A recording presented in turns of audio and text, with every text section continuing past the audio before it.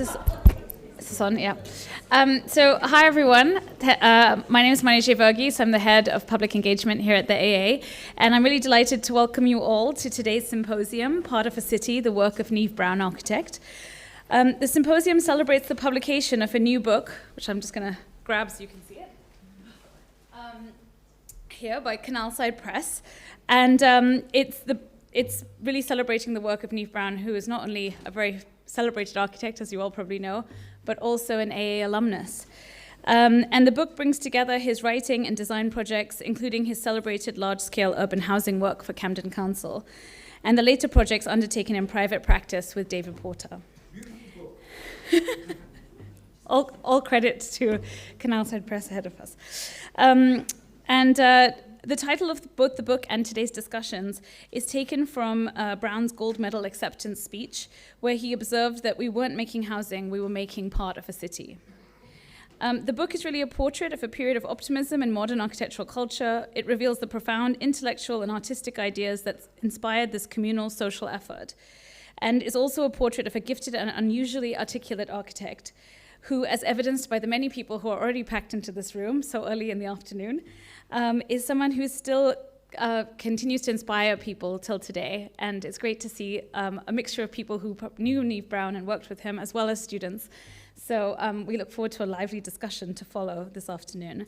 Across the afternoon, we're going to hear from contributors to the book, and we encourage you all to be part of the conversation. I'm now going to hand over to Patrick Lynch, who is the founder of Lynch Architects and the publishing editor of Canalside Press, who'll tell us more about this beautiful book, which is on sale throughout the day across the hallway in the AA bookshop, and also later today in the South Jury Room, which is just when you enter the lecture hall, and the book launch that will follow this symposium.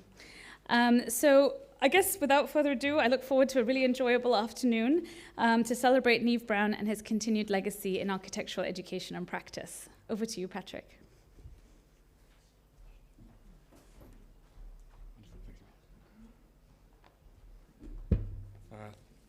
Thank you very much, Manoj. Wow, Neave Brown is popular, isn't he? The book is very much a labour of love. I'm going to pass one around because I think you should touch it and smell it. It's a very booky book. So if I pass this around, nobody will know if you nick it other than Neave in heaven. But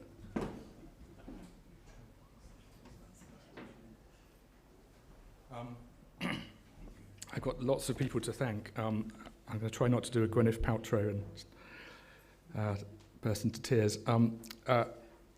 Lexi and her staff upstairs in the library were invaluable for David and I in giving us access to the writing about Neave. I'd like to thank also Celia Scott, the widow of Robert Maxwell, Christoph Gaff, the widow of Christopher Woodward, RIP, Ed Jones, and all the contributors for helping us put this book together, and especially Janet Richards.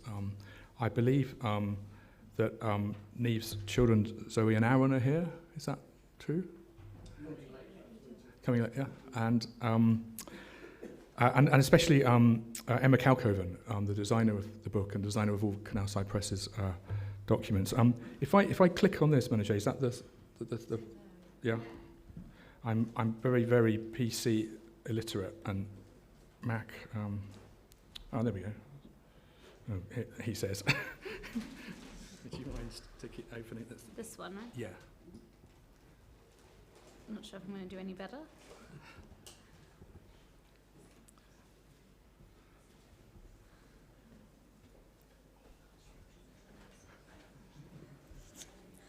That's what happens when you have too many Mac users. Yes, right, yeah.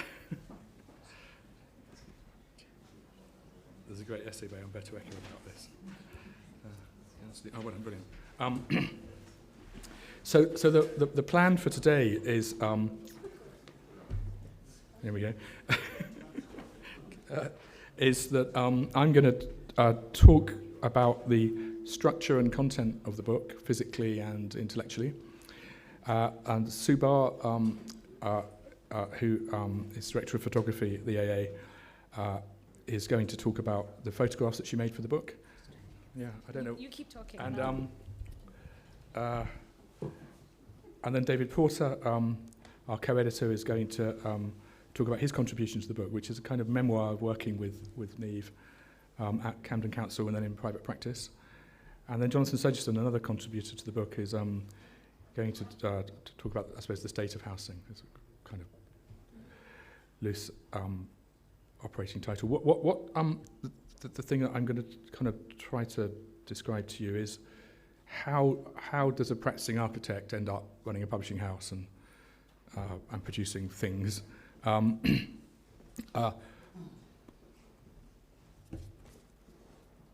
in fact, I think that the thing that I want to emphasise is that whilst I have an MPhil and a PhD and I teach a bit, this book comes out of an architectural practice. It's a book about an architect for architects. Obviously, it's also for the general public, and hopefully it will inspire future scholars. But it's very much like the Journal of Civic Architecture that we publish, part of a growing field of, I suppose, practice-based research. So far, we've produced a number of books, and a series which I'm calling Modern Architecture in Reflection. So there's a book about John Mounier, the architect of the Barr collection, with Britt Anderson and Barry Gasson, Robin Walker, part of Scott Tannan Walker, and Neave Brown. And to some degree, they were all teacher architects. And I guess one thing I think that we might talk about today is the fact that they all kind of self-identify as not being theorists, but I believe are more important as critics and theorists of architecture than most of the theorists of architecture that we've been misled by since the 1970s. And that's because I believe that architects' books are the primary source of knowledge for architects, not art historians' books, not scientists' books. Now, I realise that that's probably controversial and obviously exposes my bias, but there we are.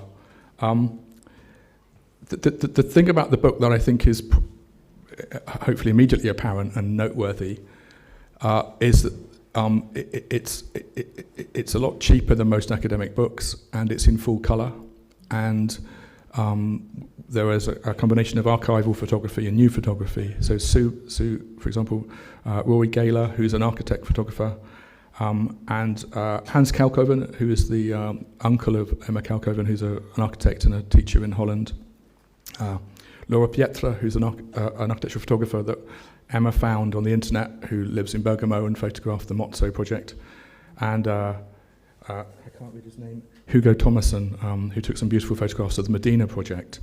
The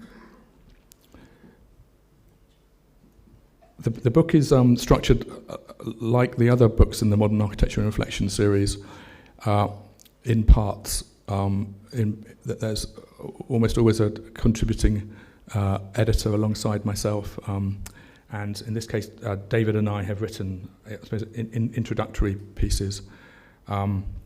David's is a personal, biographical, insightful, reflective piece about working with Neave and knowing Neave.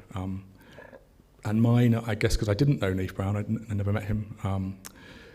But I think if there was one useful thing about having a PhD is that it allows you to kind of mine data and information and to corral it and order it, I hope, in a way that is communicative and fair. And then a collection of Neave's writings. He was a brilliant writer, as I'm sure some of you know, very insightful. He wrote very well without, I think, overly rhetorical emphasis on the sound of his own voice, but he did have a particular voice, and a voice full of doubt and also certainty.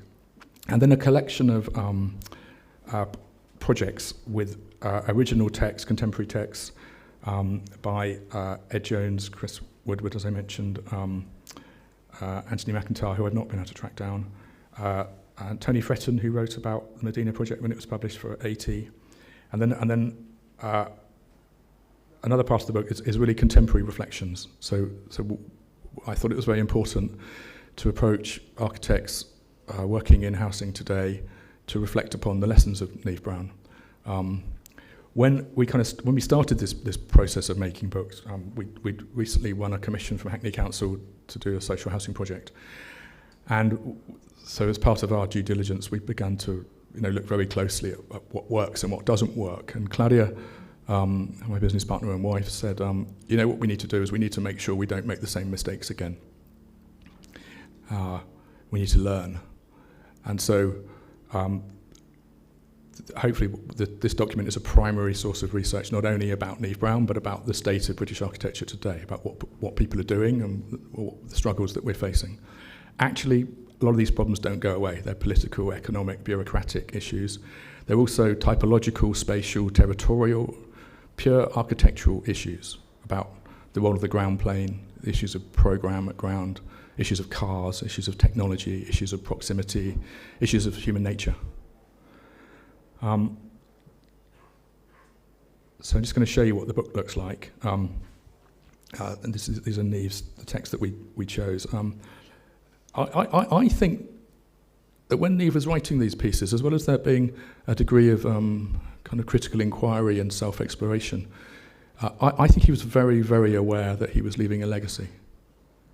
I don't think that was done in a hubristic or arrogant sense. I just think it was actually taking very, very seriously the profession of architecture as a public discourse in itself. So the book has a series of historical examples, things that he's reacting against. This is obviously Winscombe Street with the kind of empty London in the 70s, 60s and 70s, old cars, and things that he's learning from, deliberately using writing as a critical tool to develop his practice. I'm going to read you something in a while which touches on these and explains them in a bit more detail. These are Birkin Howard's wonderful drawings of Hodgkinson's Fowling Hospital project, the Brunswick Centre. Mixture of wonderful archival photography and new photography. Surprisingly, there's only 6 projects,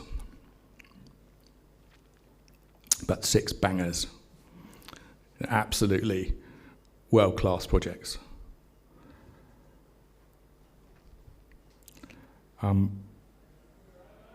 There seemed to be an architectural culture alive then, where people who were fellow practitioners were writing about each other's work in a generous but critical fashion, a sense of a shared project, of the modern movement as a social, intellectual, artistic exercise, practical exercise, of learning to get better by looking at each other's work. So Chris Woodward's essay is in the book. Some text by Ed Jones, a contemporary, not a competitor, although I suppose competitive in a sense that we all have intellectual. Sorry? Well, that's what I'm saying. We all are in some degree, but also can be generous rather than. Yeah, I listened to something really interesting the other day. Robert Fripp, the kind of magus of Crimson, was being interviewed, and he said the difference between the music industry now, or society now and then, in the 1960s and 70s, is that we used to have a culture, parts of which operated with regards to the market. Now we have a market that marketizes culture. And he says, for example, when the A&R man from Atlantic Records came over from New York to see them do a gig at Shepherd's Bush, if he'd said to them, "Are you primarily interested in making money?" he wouldn't have got signed. Whereas now, if he was in the office of a music producer at Universal Records and they said, "What are you primarily interested in?" If you said, "Making great and beautiful music that moves the soul and the body," there's no way he would get signed. So I think that's the difference. One can be competitive, but also involved in a cultural discourse called architecture. So hopefully what the book does is kind of give you some sense of the spirit of the tone of the times. Beautiful new photography by Barr and by Rory Gaylor, as I mentioned. And through the process of documenting it visually, certain themes evolved, which I'm going to talk to you about. This is the Italian project. And of course, now that we can see the vegetation in maturity, some of the ideas are really obvious, whilst the language is shifted perhaps towards a kind of postmodern kind of blue pipe work and pitch roofs and pantiles. It's still basically the same ideas of kind of verdant city architecture built in gardens, both in Holland and in London. The drawings were amazing. I mean, he really was composing in terms of proportion and scale and volume, but also looking at inhabitation and questions of the facade in the relationship to structure, the plastic quality of architecture, the light and shadow, depth, privacy.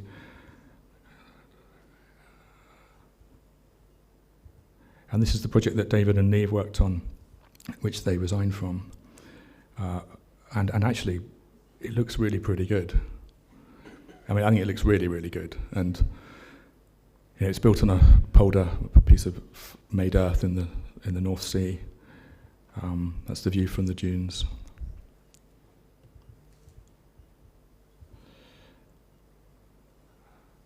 And Paul Karakusevich, who was taught by Neave, whilst being kind of ostracised from British academia and British architectural culture. You know, any other country in the world, Neave Brown would have been a professor at Polytechnica of Milan or ETH. It's only here in this country that seemingly anybody can become a professor of architecture rather than an architect. He still taught a bit, and he taught Paul at the RCA, in small module, and I think it's fair to say set you on a career of interest in housing in the city.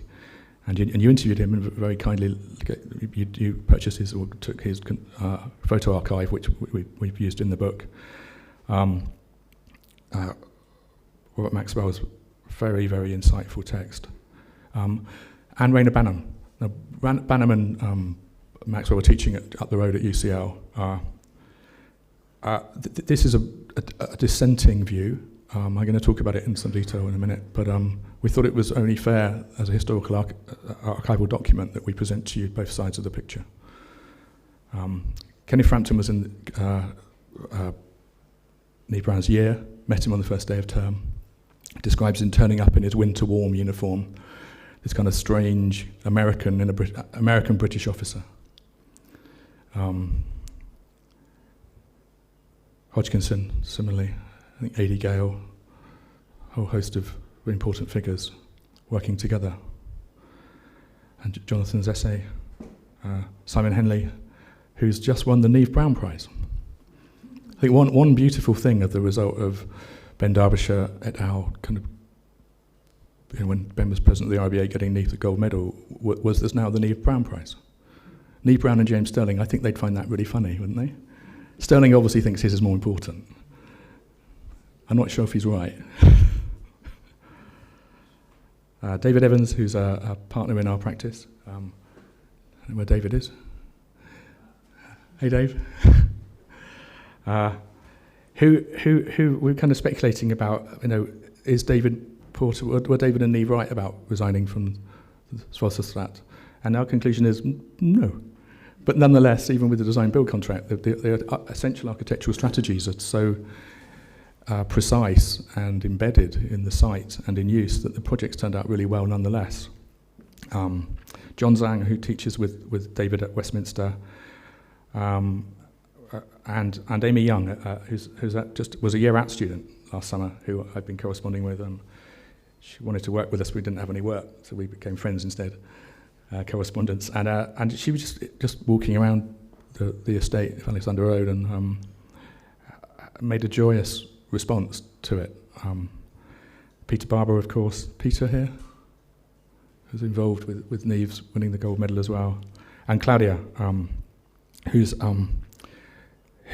was brought up in Dresden in the DDR, and has a very different take on housing in the English context and our political trials and tribulations. And she concludes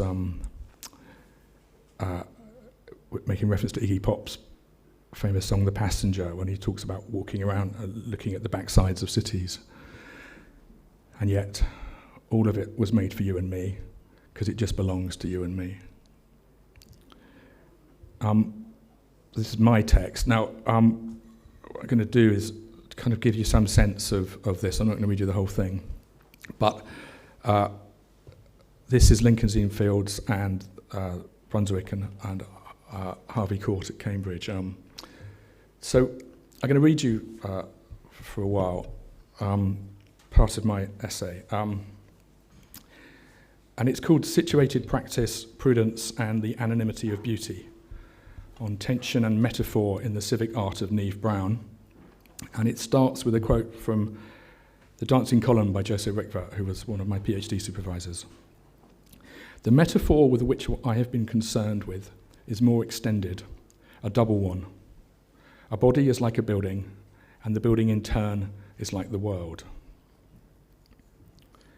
Unusually articulate for an architect, Neave Brown wrote well and convincingly about the dilemma of making modern architecture in traditional city settings, describing this as the apparent incompatibility of two systems, each the product of values given priorities at different periods in the same culture, and typified by the street and the facade, and by the building in context.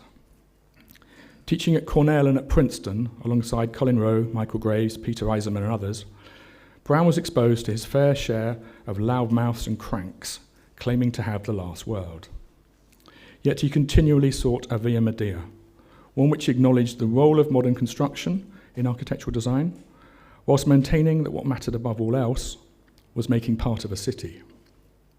In doing so, unusually for a practicing architect, Brown admitted to several doubts and dilemmas, and even to unresolvable tensions in his work. He didn't believe in an academic architecture that worked best on paper, and instead he tried to intervene and to participate in situations in a state of change, as Alvaro Caesar memorably described the primary act of design. Dalibor Vesely, who was one of my teachers, often remarked upon the fact that whilst teaching at the Architectural Association in this building during the 1970s, he often found himself literally and figuratively occupying a narrow and somewhat awkward position in between Leon Krier and Peter Cook, defending a middle ground upon which to construe a situated modern architecture, critical of both formalistic traditionalism on the one hand and technico-instrumentalism on the other. Neave Brown was aware of and cautious of these extremists too, and similarly critical of their absolutist fantasies. Just as Brown wasn't looking to have the final word, neither does this book. Instead, we present to you a range of views and a collection of primary sources for further scholarship and for architects to reflect upon.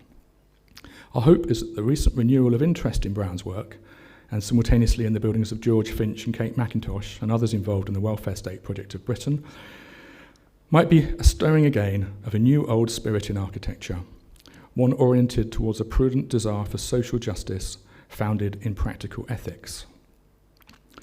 Despite its later critical success, and in contrast to the near adulation that Brown's work has recently received, the initial view of Alexandra Road was not universally positive, however, and in fact quite negative. Rayner Banham was extremely critical, if not hostile and mocking, in his description of the project in New Society in 1978, claiming that the late William Howell had once declared, when he was working in the old LCC Architects Department, "Let's face it, mate, housing is a charity shat upon the working classes from a great height." Banham ridiculed the idea of an architect wishing to control an architectonic environment to the extent that the external planting is regulated by the council gardeners, seeing this as painfully outdated and even embarrassingly paternalistic. In an otherwise snooty and somewhat catty article about Alexandra Road, he even recounts waspish cocktail party chat with Brown. Banham concluded that the problem of mass housing remains exactly where it was 10 years ago and will probably be still there in 10 years' time, when Neave Brown's early work will be due for inevitable historical revival as part of some British tradition of large-scale planning. Our hope is that this book, along with its siblings, might help us all to become better students of architecture. John Summerson's definition of modern architecture, from his foreword to Trevor Dannett's Modern Architecture in Britain book of 1959, described it as agreement to be radical, to be continuously critical of results, and to go back again and again to the programme till it yields an answer which has the stamp of reality. This radicalism is the great thing in English architecture today, once lose it, and English modernism becomes just so much provincial backwash from the Channel and the Atlantic. Success meant for Brown, in a review of the work of his former employers Lyons, Israel, Ellis and Gray, the manifestation of a quality of architecture and culture which seemed at the time to have been within reach of all, rational, varied, expressive, capable of occupying both background and foreground by the same process. The capacity to be both background and foreground is, I suggest, his own general working definition of good architecture generally, and an achievement of English urban architecture sometimes, something that he acknowledges learning from his friend Patrick Hodgkinson's students' work at the AA, concerned with Lincoln's Inn Fields.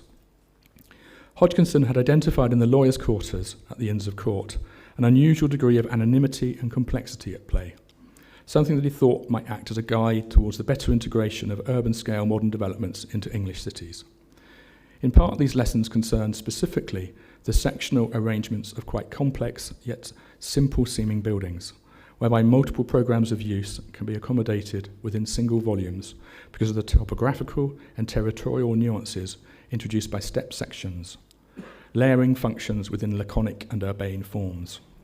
David Porter suggests that, I think Patrick, the other one, Hodgkinson, and Neave saw a normative urban architecture in the Inns of Court that could encompass a range of uses within a restricted range of types, and that this was directly influential on their own designs.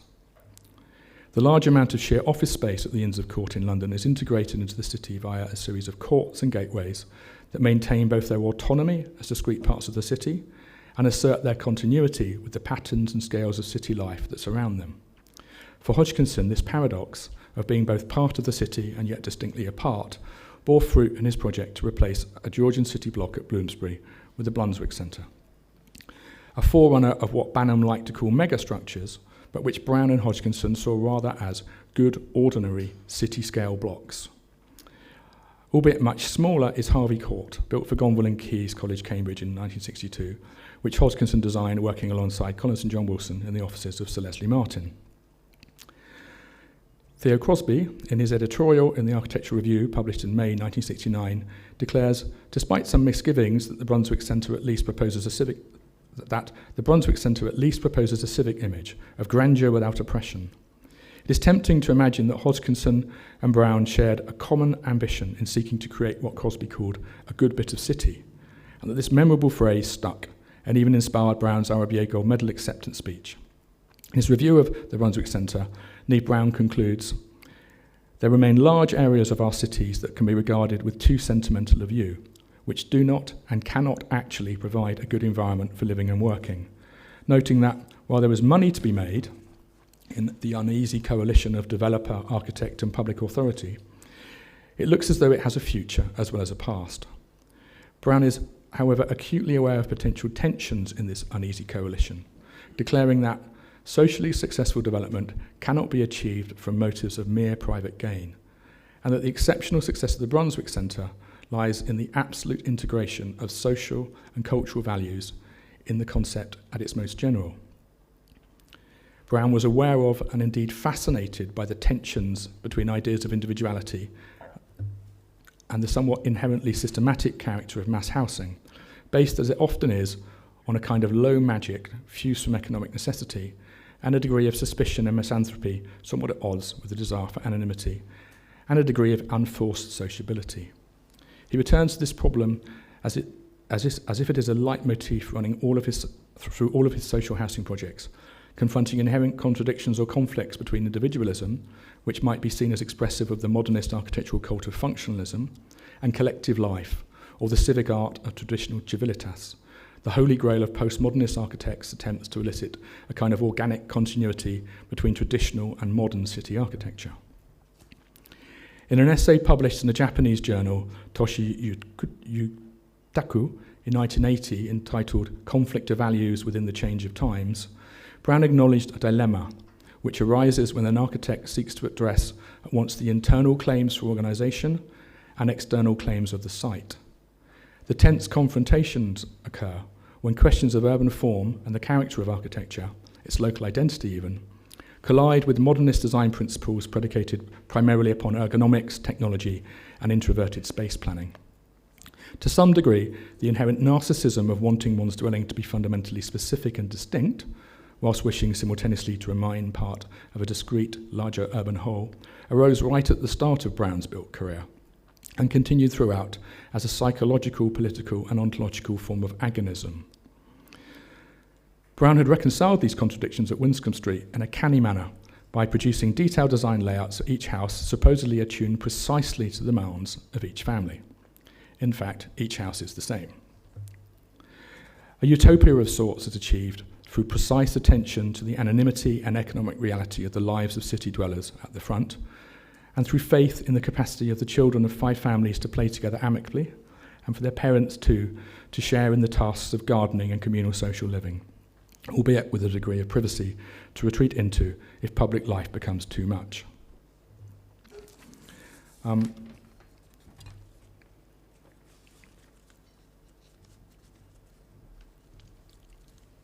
Unlike most British architects, who tend to study mathematics and art at A-level, often with another science subject, Brown has studied English A-level. To his father's bemusement and irritation, he had in fact turned down a scholarship to read English at Oxford in favour of the Architectural Association. However, whilst this partly explains his capacity to treat the polemical canonical texts of modernist dogma with careful critical scrutiny and to some degree irreverence, rather than the usual cultic devotional fervour of the recently initiated, his cultural observations and insights are, I would suggest, profoundly psychological and anthropological. Rather than blindly accepting modernist dogma, Brown is gracious enough to acknowledge that whilst the actual achievements were real enough and still move us by their authority, unlike many modern architects who worshipped at the altar of technological progress, he also describes the gigantic horror of the Industrial Revolution as inspiration for the modern movement, both in its everyday values and its utopias.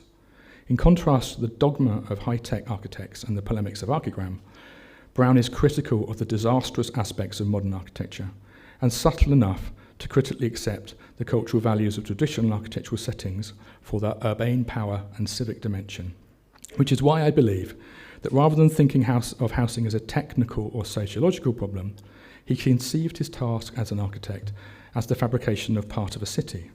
In doing so, he was able to acknowledge the older, revalued culture represented by the continuing city, even if, and perhaps especially so, this entailed recognizing that he contributed to this continuity with varying degrees of success.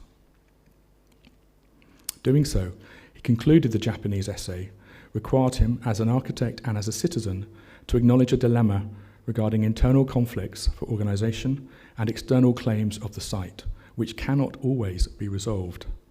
It is a dilemma to which I ascribe a particular value, a Gordian knot that cannot simply be cut. And I'm just going to conclude.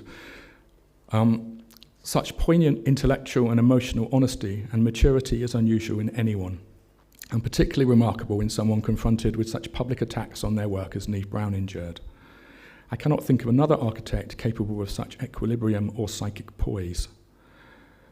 A reason for Brown's capacity for creative wisdom and situational balance lies perhaps in Kenneth Frampton's observation, made in his essay, published in the book, that Neave's Aunt Margaret's work as a psychoanalyst had a profound influence upon her young nephew, enabling a young boy to move with relative ease between the identities of American in Britain and then Brit in the US. Brown was equipped via his aunt with an incredible situational sense of selfhood, Frampton implies. It was this capacity to react to and integrate with his surroundings that is evident in his architectural work too, I suggest. What is required, I believe, in order to make a part of a city, instead of the pose of irony, is creative praxis. Praxis, Aristotle observed in his Poetics, is the imitation of praxis. Architectural practice involves lateral thinking that goes beyond an egotistical denial of complexity, or its obverse, the promotion of chaotic formlessness, in favour of solutions that accept the inevitably entangled character of human relations, as the anthropologist Tim Ingold suggests, and the fundamental character of architectural design as spatial and formal order. I'm just going to give you an example of this. Having accommodated car parking economically within the slope of the existing site, Brown was faced at Alexandra Road with the problems of exposing individual dwellings to the civic life of the street. In Georgian and Victorian terraced housing, this dilemma is resolved via the ambiguity of areas, i.e. bits of land, often hemmed in by railings, that sit in between the pavement and the front doors of residences. Brown's solution is subtle yet clear. A planted border maintained by the city, a device which repeats above and establishes a series of ground conditions for inhabitants. In this way, each ground floor apartment possesses a terrace, and so is not just barely habitable, as in the case with a lot of 20th century mass housing that places flats at ground level, but is also arguably as good as the units above, better even if you suffer from agoraphobia or are challenged with mobility, perhaps. This landscape in miniature device operates as a concrete and vegetable threshold, and as an edicular motif, at once fusing public and private territories and distinguishing them in an erudite solution to a typical urban problem, entangling individual and collective life in an indestructible, spatial, civic knot.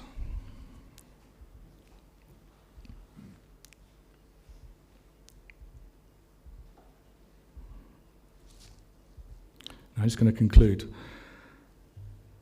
Displaying both empathy and situational intelligence, curiosity and courage, and a degree of patience, hope and tenacity, Neave Brown's example of authentic praxis is something that we have a lot to learn from today, not only as designers and writers, but also as citizens. Architecture is particularly vulnerable to political and economic shocks, obviously, and buildings, like the careers of architects, don't always stay the same. The AA, where we are situated today, and most of the buildings at Bedford Square, for example, were once dwellings, are now in part offices, partly schools, and they could yet become something else again. What these buildings undeniably are, though, inseparable from the gardens within which they are placed and the urban design strategies which they form a part of, is part of a city. And over time, the Georgian plan forms that Summerson and Rowe and Brown and Hodgkinson admired have evolved to accommodate the loose continuity of the living city that Maxwell saw as the inevitable and desirable next steps at Alexandra Road, which was initially conceived of anyway in terms of an urban metabolism made up of a diverse range of uses. And almost there. Albeit situated within a relatively limited range of types. Diversity and to some degree continuity existed right at the start of Alexandra Road, not simply in terms of mass, bulk and scale, as the planners would say, but also in the complexity of social functions, the Sea Cadets, Left Out Children, etc. The Evans and Shalluf building, accommodated within a rigorously civic architectural character. This combination of programmatic complexity and architectonic rhythmic regularity is clearly indebted to the laconic, good, ordinary character of English civic architecture, which Brown and Hodgkinson so admired at Lincoln's Inn. It might look different to its surroundings in terms of style, but in contrast to the tower blocks nearby, Alexandra Road is unusually urbane and integrated into the metabolism and fabric of Camden. The overriding impression of it one gains now, which we hope this book conveys and which Sue and Rory's photographs reveal to us, is of a series of smaller gardens situated in larger gardens, almost exactly like vast swathes of 19th century London. So at the same scale, I don't know why, you can't quite, bugger. So Alexandra Road, you can see, is running east-west or south-west, north-east, next to the railway lines, and is surrounded by similar long streets of Victorian housing with gardens. And at the bottom of the page, you can't quite see this, I don't know why. Maybe if I do that, is where we are. You see the railway lines coming out of Euston and King's Cross towards the top. The AA is just at the bottom of the picture, with the Georgian squares that form University of London. Now, this is the last bit, right? This is something a kind of offering up as a personal observation. I didn't know Neave, so perhaps you can enlighten me if I'm getting this wrong. I can't help thinking, when I encounter Brown's exemplary character in his writing and architecture, of the French philosopher and theologian Simone Weil's characterization in a book published in English in 1952 as Gravity and Grace of the anonymity of beauty. Anonymity describes perfectly not only his architecture, I believe, and Brown uses this term himself, in fact, but also the coexistence of ethics and aesthetics in Brown's practice. An anonymous beauty emerging from prudent practice, situated in and oriented towards civic life, enabling the creation of architecture that works at the scale of individual bodies, a mass of bodies, and as part of the living world. Now, Sue's going to talk to us about the photos that hopefully illustrate what I've described.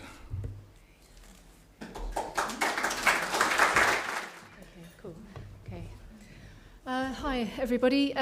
My name's Sue Barr. I'm head of photography here at the AA, and Canalside asked me to shoot through 3 Neave Brown projects for the book, and so I thought I would just introduce them to you, and so you can see what I did. So this is Alexandra Road, obviously.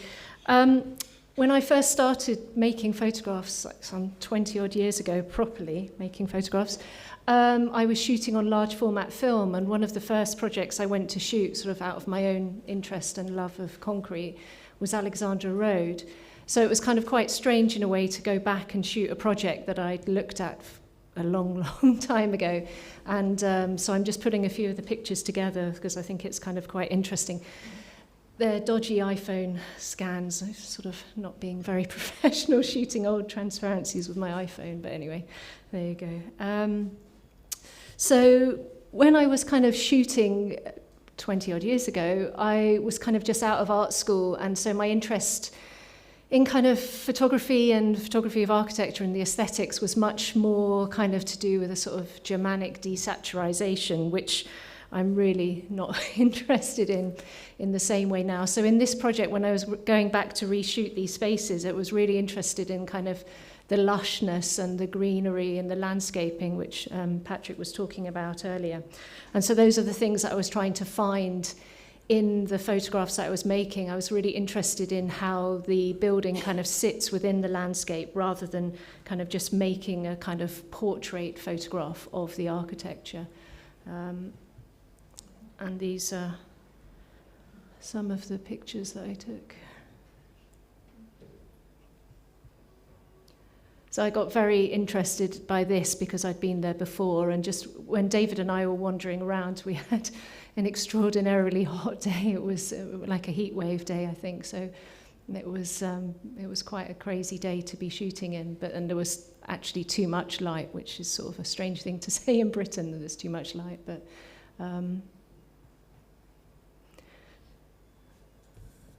so I was interested as well in these kind of incidental spaces around the site. I mean, I think it's quite tricky shooting a project like Alexandra Road that's so iconic and so familiar. And I think there's a lot to say about kind of photographing that sort of architecture that's so known to people. But I was trying to find these kind of other spaces in the site that I hadn't actually encountered in my first visit all those years ago.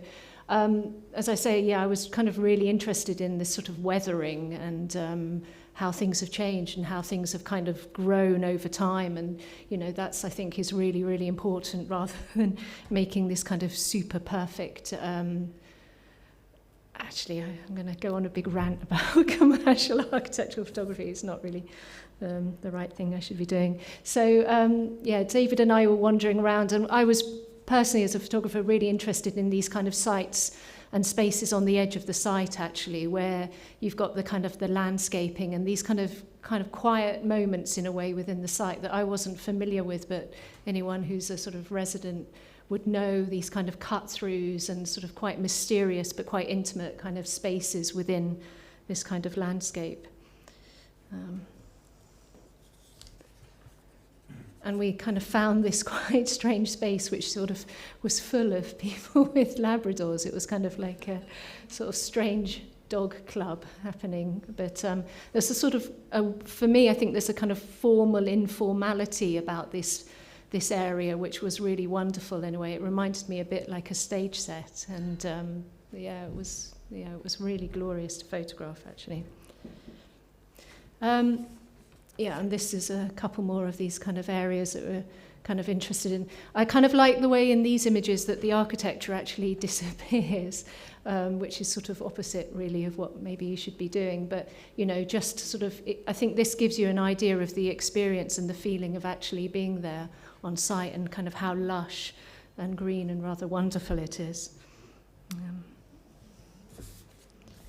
Sort of to return to the housing area in a bit, you know, as I said, it's actually quite tricky to shoot a building that's so familiar.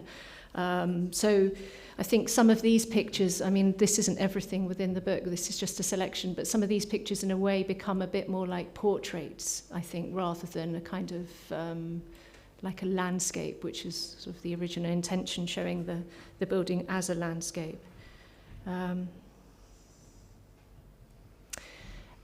There's this quite iconic end elevation, which was sort of, again, I think an example of sort of the portrait of the architecture, which is a sort of much more sort of cropped, much more closer way of looking at the site, and it's a kind of has a completely different feeling, I think, to some of the other pictures that I shot.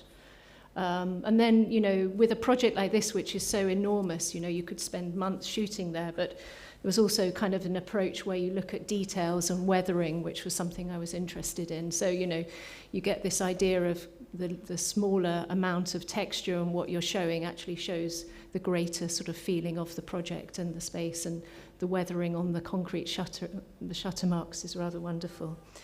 The next project I shot was Wincombe Street, which obviously is a much smaller site, and actually was quite a difficult project to shoot, really. I think I made a mistake. I should have shot it from the end of the street, which I realise now, which was, I guess you shouldn't admit the mistake, but it was a shot that was kind of missing from what I made. Just so then you could understand kind of how it sat within the kind of the space it was in. Within this project, I felt that it was kind of more necessary in a way, because it was so much more closed and so much tighter, to kind of shoot these kind of junctions and points where things were meeting, and kind of materiality, and also kind of gaps between things, which I think is rather fantastic. This gap between the kind of staircase, and then you could sort of see through these kind of glimpses, which is really wonderful within this project. The light was completely grey and flat on this day. It's much kind of heavier in a sense, I think, because of the lack of greenery. And there's green on the floor. What was so magical about shooting, though, was these gardens at the back, this kind of hidden communal space that Patrick talked about earlier. It's just a really incredible, lush kind of space in a way to shoot. And the pictures I was making, I wanted to sort of, you know, by cropping into the architecture a bit, to sort of show this kind of, the greenery, the feeling of the greenery was kind of really overwhelming, in a sense that sort of the building has been sort of suffocated in a good way, suffocated by the vegetation. This is the last one for that. The third project I shot was Dunboyne Road, or Fleet Road, which is also called. Again, this is a sort of different feeling, you know, this sort of the internal nature of it, the way everything was kind of more in the centre to look at. When I went through my archives, again, I found a photograph I'd made 20 odd years ago, which is super brutal, and this was the beginning of my interest, or Si will know about this, with car parks, this sort of obsession with them. So I think then and now there's quite a kind of difference in my approach to kind of how I read architecture and shoot things. But I think they have developed, the practice has developed. So I was kind of interested in this kind of, again, the softness and the lushness. It's a shame about the Union Jacks in the picture, but, you know, just having the kind of greenery is something that I really wanted to show, this, again, this sort of experience of how it would be to be living there. I was also really interested, just from research I've done before in my own practice, of kind of topography, and I thought that was something really extraordinary about this site, just the kind of layers and links again, and the sort of the underneath, and that was something that I really wanted to show within this within these pictures. I think within this project there's sort of key images that you shoot, you know. Looks a bit, it's a bit funny shape. Yeah, there's sort of certain views, there's certain ways of reading the site which are kind of like images that kind of call out to be made and to be photographed in a way. This being one, and these kind of passageways as well. And this was my favourite one, slightly obtuse choice, but I liked this other side to the project which I hadn't really looked at before, and just the kind of the ramps and again the topography and the slopes of that. Patrick asked me to just, I realise I've talked really quickly, Patrick asked me to show a few pictures of some work I've been doing in Stuttgart, which is kind of similar ideas and similar themes.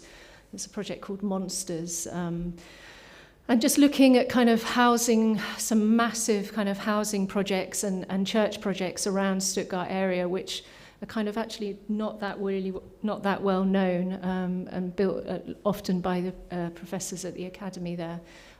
This is one of them, Tapakstrasse. It's slightly predating what we've been looking at, but the ideas of kind of methodologies of shooting and kind of light conditions are similar. This is Assenwald, which is actually quite similar to the Barbican in a weird way, just ideas of kind of use and program within the site, but it's 3 massive slab blocks.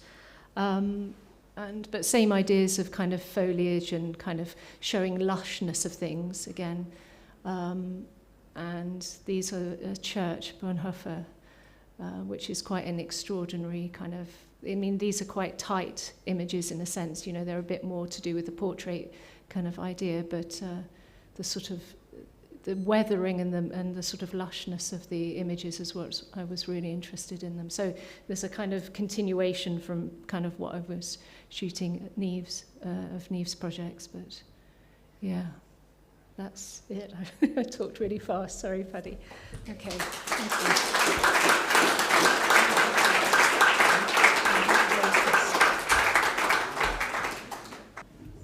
you. My contribution will be more personal, because I knew him. I really did know him. Oh, he's gone.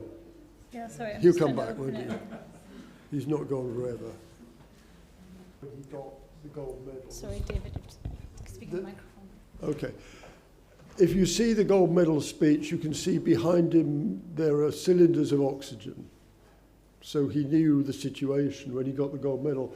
And briefly, he was at the AA here 1950 to 56, Lyons Israel Ellis 1957 to 59, and then he worked for Middlesex County Council. I didn't know that until, with Mark Swinnerton, I went to the RIBA archive, which is where all his drawings are, and started sorting them. But one thing I would say is that neither at Lyons Israel Ellis nor at Middlesex County Council did he touch housing. It was laboratories and it was schools, not housing. So he comes to housing a little later. I put mine down. I went to work for him in 1972 and stayed at Camden until 77, when Camden was, it's like the lights were going out. I'll tell you a bit more, but I mean, it was that period after Camden lost faith and the work stopped. And later, this is my career with Neave. Neave started teaching here with the great David Gray, the longest serving teacher I think the AA has ever had. And so for a couple of years I taught with David and Neave here. And then Neave and I went into partnership 86 to 92. Now, the mysteries of going forward. Let's see. Is it that one? Which one were we going? Maybe you just have to slide it down. Just slide, okay. Just slide it down. 2 fingers. It's jumping like mad. Okay, that'll do. I mean, you've already seen Alexander, and I just wanted to make a very simple point, which is that when he's working for Camden, they did not ask him to do what he did, in a sense. They asked him to provide 500 homes, some landscaping, some ancillary buildings. What he gave, not to Camden but to London, I think, was a new street and a new park. The park is now listed along with the buildings. A new street and a new park on the back of I mean, it's an extraordinary achievement, I think. And is it the most photographed street in London now? It must be one of the most photographed streets in London. So I'll start with that. Okay, so this is a quick survey of the work. You've seen it already, Winscombe Street. And at the time he's designing Winscombe Street, he's underway with his writing career. Ken Frampton, who was in the same year as Neave and John, is AD here. He might be. He is. Good to see you, AD. The same year at the AA, and Ken Frampton, Ken became the technical editor of Architectural Design magazine, which was the magazine. And so Neave is starting to write for Ken on architectural design. At the time that he's designing Winscombe Street, which is his first housing, he writes a critique of James Gowan's Schreiber House, which was up in Hampstead, so it was within Camden, but it's a very different proposition to Winscombe Street, to put it mildly. I won't illustrate it, but the critique is pretty tough in a period when you could do pretty tough formal analysis of architecture. Now it's journalism, it's not critique. Partly, I think, the power of very substantial lawyers working for very substantial architects. But he's very critical of the formalism, the obsessive formalism of James Gowan. And he knew James Gowan from Lyons Israel Ellis. So he starts his career as a writer, and writes the form of housing at the time that he comes to Camden to work for Sidney Hook, and his first commission there is Fleet Road, and Fleet Road is the first, and then I'll go through it a little bit more. But this is the first period of his work. Let's see if we can do what I have to do, 2 fingers. Now we have jumped to Holland, because you've seen Alexander Road, you've seen Winscombe Street, you've seen Fleet Road. But in 1986, Neave and I had been teaching together here, which meant we ended up going back to Winscombe Street, where Neave was living, and Neave loved to talk about architecture. He loved to talk about architecture, and so there would be long discussions. I won't use the phrase "with red wine" too often because it makes him sound like an alcoholic. But my God, we got through a lot of red wine and a lot of words talking about architecture. And what was happening is that Dutch architects were coming to London to look at Alexander Road and Fleet Road. You know, big guys with Burberry raincoats and Nikon cameras, dozens of them. And there was a hint that there might be some work there. And that hint slowly turned into a reality. And so we linked up together, and we were offered this project outside The Hague called the Zolsterstraat. And at the top is a photograph of it. Is there a point? I can walk up and down a point. I've got quite long arms, if that works. But below, on the left-hand side, yeah, for me, it's a view of Delft. So it's the edge of the city, if you like. And we were making a city edge to Scheveningen, which is where The Hague meets the sea. It's a tourist resort. And in the middle, at the bottom, you can see Fleet Road. And the reason that's there is this, that we were entertaining Dutchmen, some of whom were working for a building contractor who was to become our client. And we walked down that alley, and one of them asked, "What is that?" And what he was asking about. Is that? What is that? What is that for? And we said something along the lines, well, it's to protect the wall from, if there's a pram or something like that. And luckily we stopped there, but we didn't, even then we'd gone too far. Because what we heard is the words waste, waste. And it's Calvinism, that something inessential was there. What we didn't say, the reason it was there is for tactile reasons, so you could touch it. And also it's a proportional division of that space. Luckily we didn't say that, otherwise we'd have never got the job. However, this all came later. But this is us in Holland. And so I'll go back to the stuff you know better in a minute now, if I can do the magic trick. And the bottom right-hand corner, at the end, Neave writes something where he says, looking back, I think some of my work was quite archaic.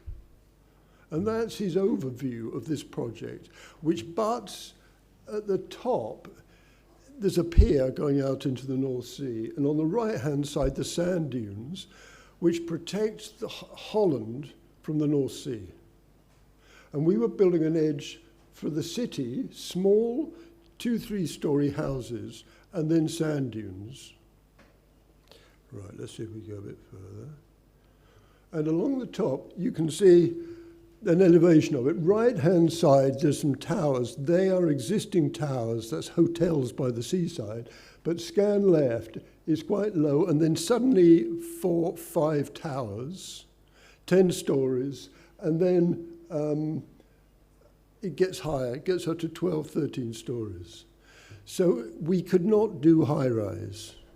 We presented this at the RIBA, and someone with a voice uncannily like Ed Jones heckled from the back, traitors, I think, traitors. Maybe it was an imitator, but actually we could not produce the density they wanted of us within low-rise parameters. Okay. Okay. And what we designed for them was an internal public realm to try and unite together the different parts of the building.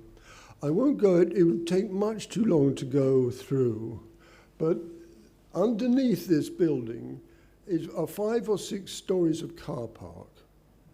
We were to provide 2,000 parking spaces because this is by the seaside, and tourists would come in the summer, including many Germans slipping across the border, and park in everyone's street. So we built this huge, it was the largest underground car park in the Netherlands. It's like having an oil tanker underneath the building. And they built this and put the slab on the top, and then we were still designing, and they were selling off bits of the top slab as if that was a polder to develop on.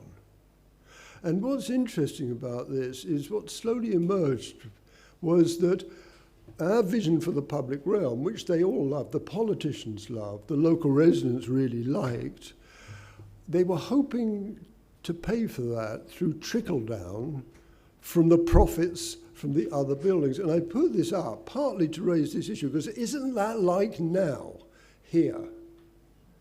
And the tricky thing we were having is how to reconcile these high buildings, which we had to have, with a groundscape. Now, I'm not going to go into detail, but Simon Henley's just here, who got the Neave Brown Award. And one of the reasons was he produced a tower that had a way of integrating itself into the city at ground level. Right. And that's Neave and I when we were together. There we go. And we did this annoying thing that I think the Dutch hated, of showing paintings of Vermeer and de Kooch. And I think we would jokingly say, we're the mamby-pamby humanists. Because this is at the moment the Remkoolhaus has gone back from London to Rotterdam. And the Dutch are inventing the super Dutch. Remkoolhaus has just done a competition entry for the Town Hall of The Hague, which is a mini Manhattan. You know, and we had these sentimental views of Holland. So we move on. This is This is the first of the Italian projects. And when Neave and I set up, there seemed to be a stream of these coming. Neave had made friends with an Italian architect, Armando Malvestiti, and they teamed up, and Armando's, I think it was his father-in-law, was a contractor developer just outside Bergamo. And there seemed to be a stream of projects, and one was built. And in the RIBA archive, there are about 4 or 5 developed to a certain stage which weren't built.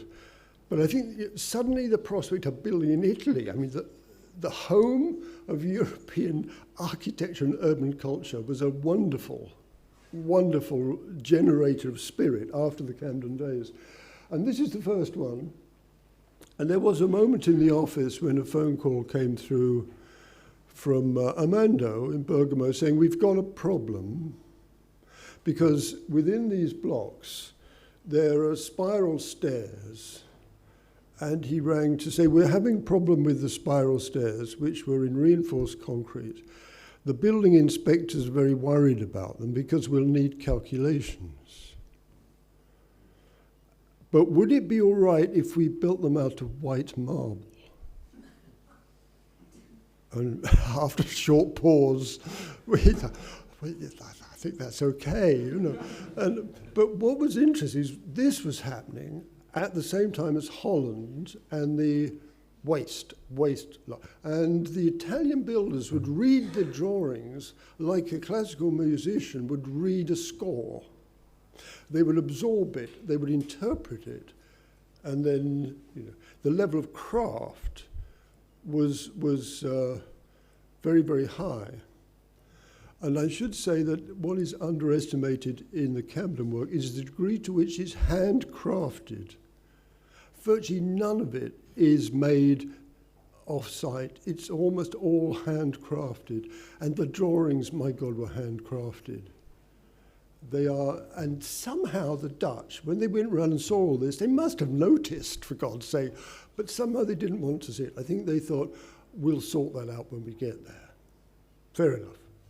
So this is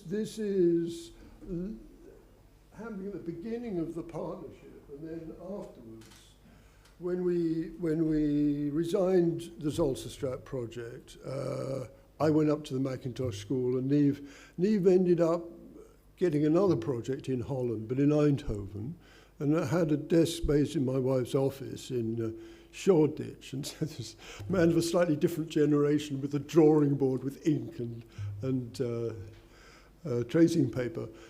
And for the Zolsterstraat, Neave and I were drawing A1 drawings in ink on tracing, sending them to UDO, the drawing office, getting them printed on A1, come back, guillotine, put them onto A4, and there's this new technology called fax machine.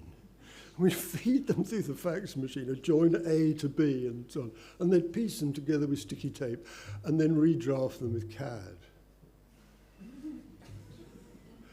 But that is Eindhoven, the last project. So that's the span of work. And it's jumping around.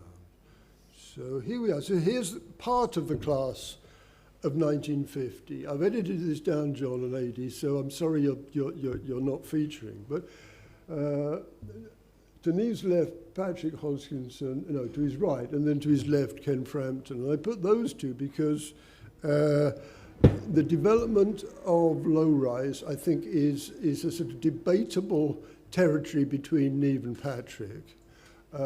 And Ken's there because he was commissioning Neave to write.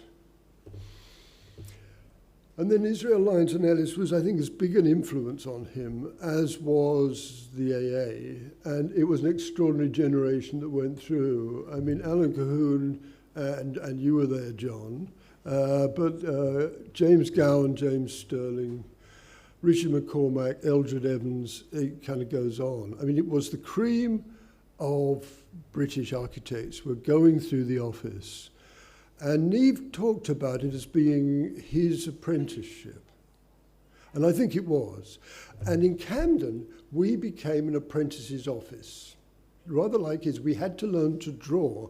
And a number of times he said, David Gray taught me how to do this. It was how to do the lettering.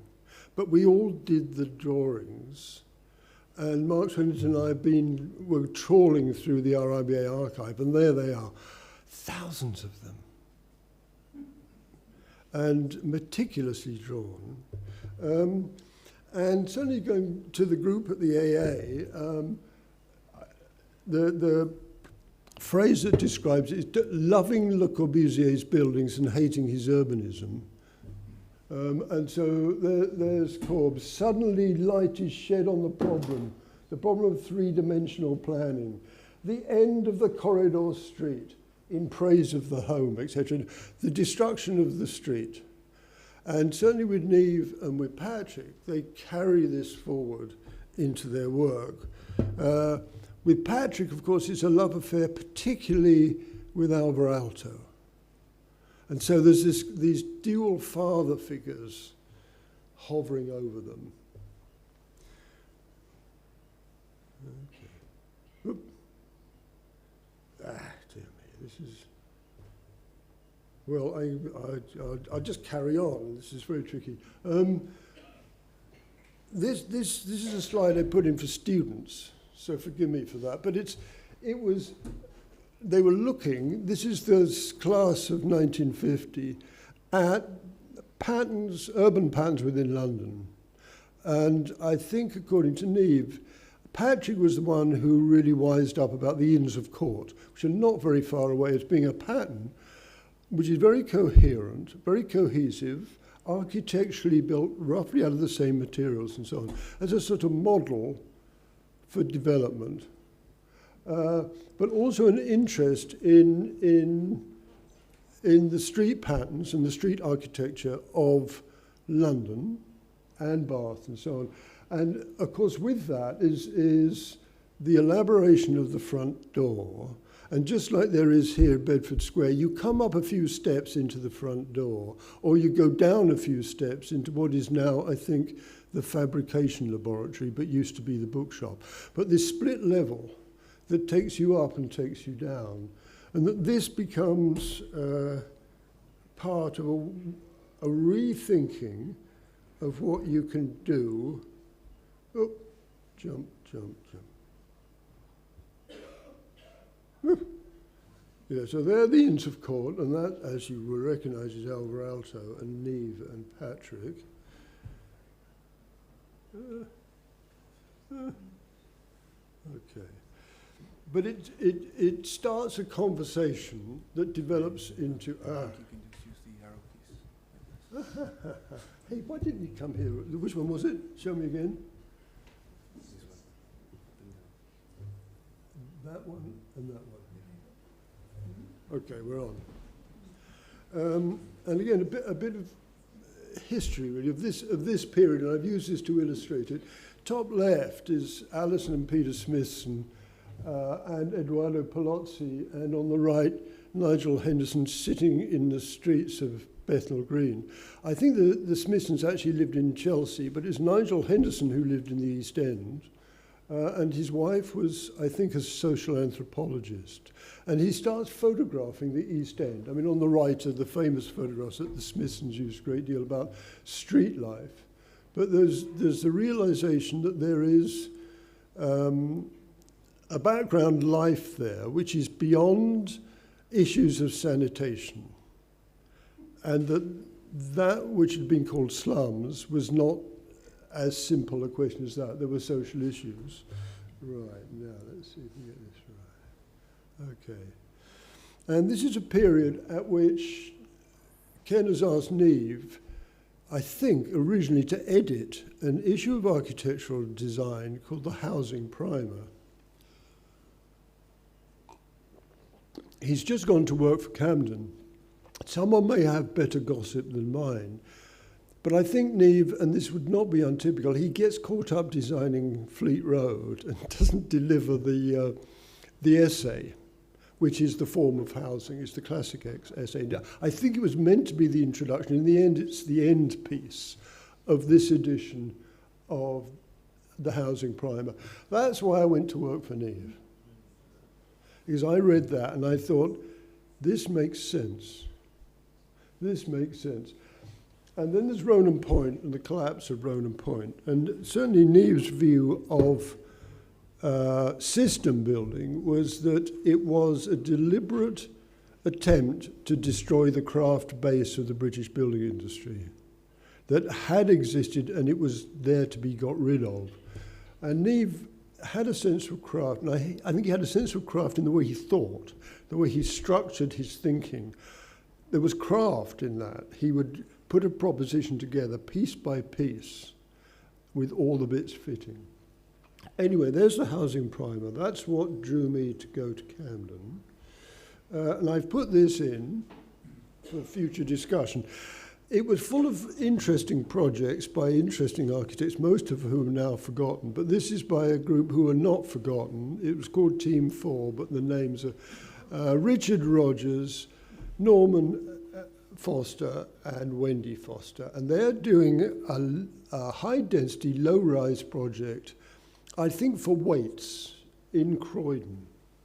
And I've put this in because I suddenly thought, what happened if they'd gone ahead with this? What happened if they'd got another project?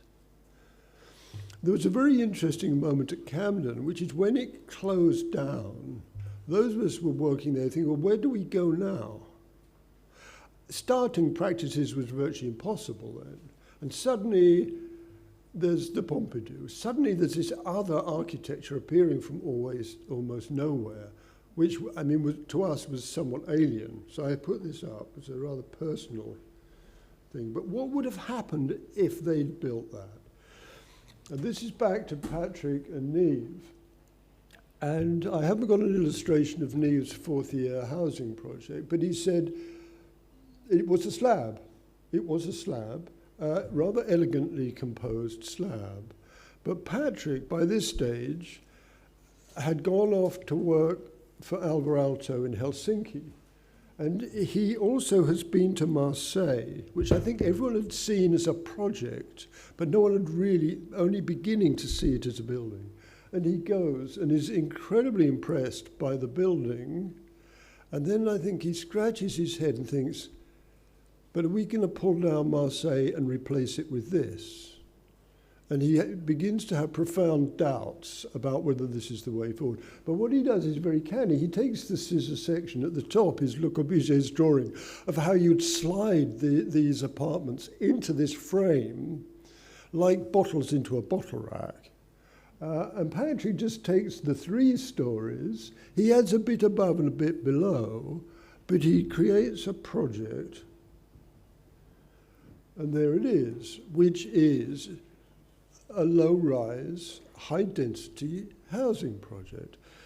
Now, according to Neave, when this arrived at the AA, posted from Helsinki apparently, everyone was gobsmacked. I think all the other students and apparently the other staff thought, wow, this was a big step. So that's there. That's the... And a quick, you know all this stuff. Altonese, this is, the slab was accepted in London as being the way to deliver what the government wanted. And the government wanted housing starts. And what they would do is just dictate the numbers and pass the problem down to the local authorities. They had to deliver. Now, my guess, I'm speculating, my guess is that most architecture schools, apart from this one, were not having their students design housing at all. It was mainly the yacht club. So architects' offices suddenly had to produce these buildings, and that's what they were being subsidized to do. And what happens? Well, what happens is McAlpines and Wimpers and so on start going around the local authorities saying, well, we can deliver it for you. And suddenly we get into this cycle, which I think in a funny way we're still in now, where it's actually the builders and property owners who are controlling and we are the kind of face for stuff we don't control. So I put this up partly for the discussion later. I should also say that in the last days of our work in Holland, we first of all, we resigned from designing the flats so they could get on. And then we resigned from designing the buildings, but we were holders of the public realm. And when they said, well, we couldn't really do anything you really want to do, but maybe you could do something like a street in the sky. And afterwards, and I regret, I never did ask Neave his interpretation of that. And I've always thought that Delft is really the homeland for the Smithson flame. You know, Delft has more people who know about the Smithsons than anywhere else. And it was almost like they say, well, if it's all right with the Smithsons, surely it's all right with you guys. And the answer was, in the politest possible way, no. And I put this up because there it is. So there's Golden Lane with Marilyn Monroe going to the front door of her council house and all this. And this has become hugely influential. And apparently somewhere here is Mahatma Gandhi on the lower drawing that you collage onto. But actually, Robin Hood Gardens, while we were working on the Zolsterstraat, everyone was opposing its demolition. And I think we didn't actually sign the petition.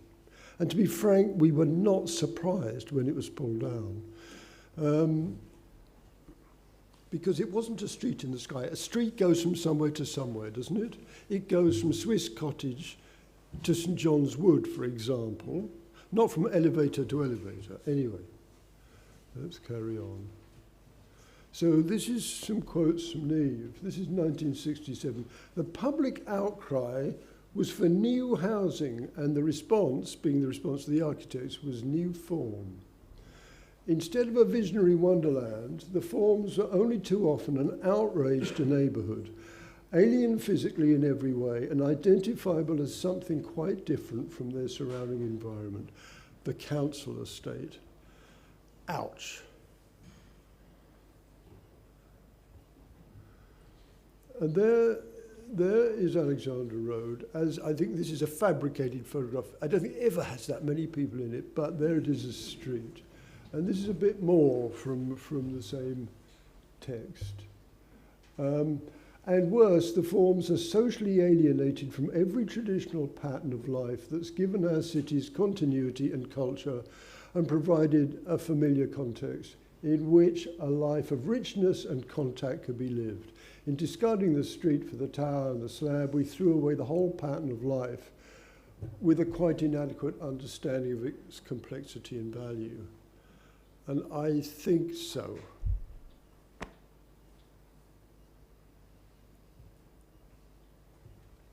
And then the bottom is one of Neave's drawings, and we put some of his drawings in the book. And I don't think Graham Frost is here. Graham was one of the job architects on Alexandra Road. And I think it was Graham who started going life drawing on either Tuesday or Thursday, and Neave quickly joined, and every week would go life drawing. And these are his life drawings. And what I've put up is a quote from Neave when he's describing Alexandra Road after it's finished. I have to say, when he describes it before it's started, he emphasizes how traditional it is. He plays down its modernism, and later on you can see why, but it worked at the time. But this is him talking about Alexandra Road, and I think this is a description of what we were trying to do in Holland. An effort to restore to urban development the common and traditional devices of formal control that permit an ordered and systematic environment to be created using its most commonplace elements, housing, streets, open spaces, etc. None of these devices imply stylistic elements. And I've put below, and I don't think you can see it, we always used to talk about the knuckles. I mean, these connecting devices, the knuckles, it's the sinews in the neck, it's the ankles, and there's this obsession in all these drawings with these bits that connect and connect the whole body to what he would call the physique, as in the physique of the building. And so I'm just putting this back, the commonplace elements, there is the street. and the commonplace elements are the front steps. Okay, they are extended. And down below the front door, all of these things we know.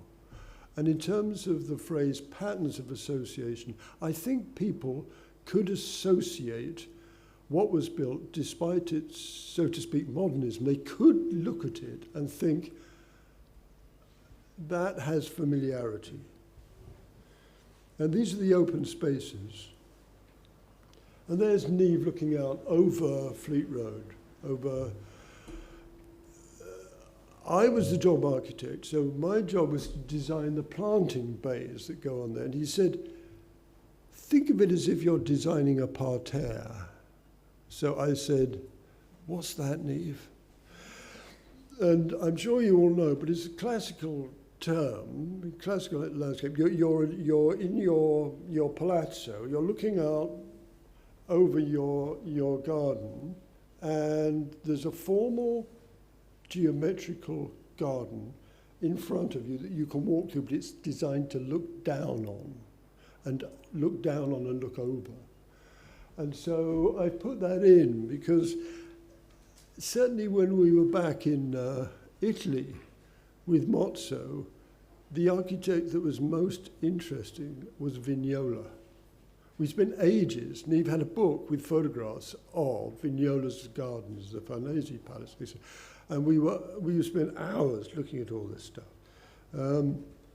And there we are. I'm going to go, final piece really. This is the section Alexander, what a beautiful section. And it's absolutely fascinating, and it's a kind of fixation. Whether it's an icon, I don't know. It's a very but somehow that section is fascinating. And to some degree, this is Neave, but actually I don't think it is. I've got another reading, which is, that's the front cover of my edition of The Radiant City. Sun, space, greenery, and this is Marseille. The person who gave us sun, space, and greenery is Mr. Brown. But to do it, he had to discard Le Corbusier's geometry.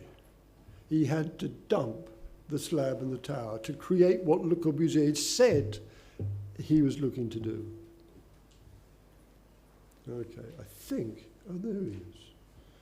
There he is with people at Alexander Road. And one of the interesting things I think about Alexander Road is that you can stand there and you can talk about it, and you could say things as preposterous as that, as think of this as being a little bit like the Nash Terraces overlooking Regent's Park. Now, these people aren't architects who are listening, but they know where Regent's Park is because it's about 25 minutes walk. So actually there are associations that can be meaningful and are not entirely abstract. And finally, this is something he wrote about Fleet Road. He called it an experiment. It's doubtful that at present anyone knows enough to be dogmatic about housing. Fair enough. But it's an experiment that tries to recognize needs beyond the house itself, that housing is a compound of many complex, imponderable, and subtle things. Its success will depend on the degree of willing participation it can excite from its new residents. And this is Fleet Road lived in. Now, those that know the family will recognize the brown cat. I mean, it's not a colour brown. That, I don't know if this is, most of the cats are dogs that they had got called Mozzo. So whether this is Mozzo the Fifth here, but this is the brown flat. And one of the things that's interesting is when they bought the flat there, they didn't, if you like, reconstruct it as it had been, because of course we had the drawings. The walls had been plastered, which they weren't originally, and there are a couple of sliding screens. Easily, to take the plaster off, that'd be terrible, but to put those timber screens, he could have done it. It didn't. They moved in and lived there. And so it's not a monument. And finally, these are a couple of photographs I took in 1977. I'm about to leave Camden, Fleet Road, that I'd been the job architect for, was completing, and I did the 6 months defects check.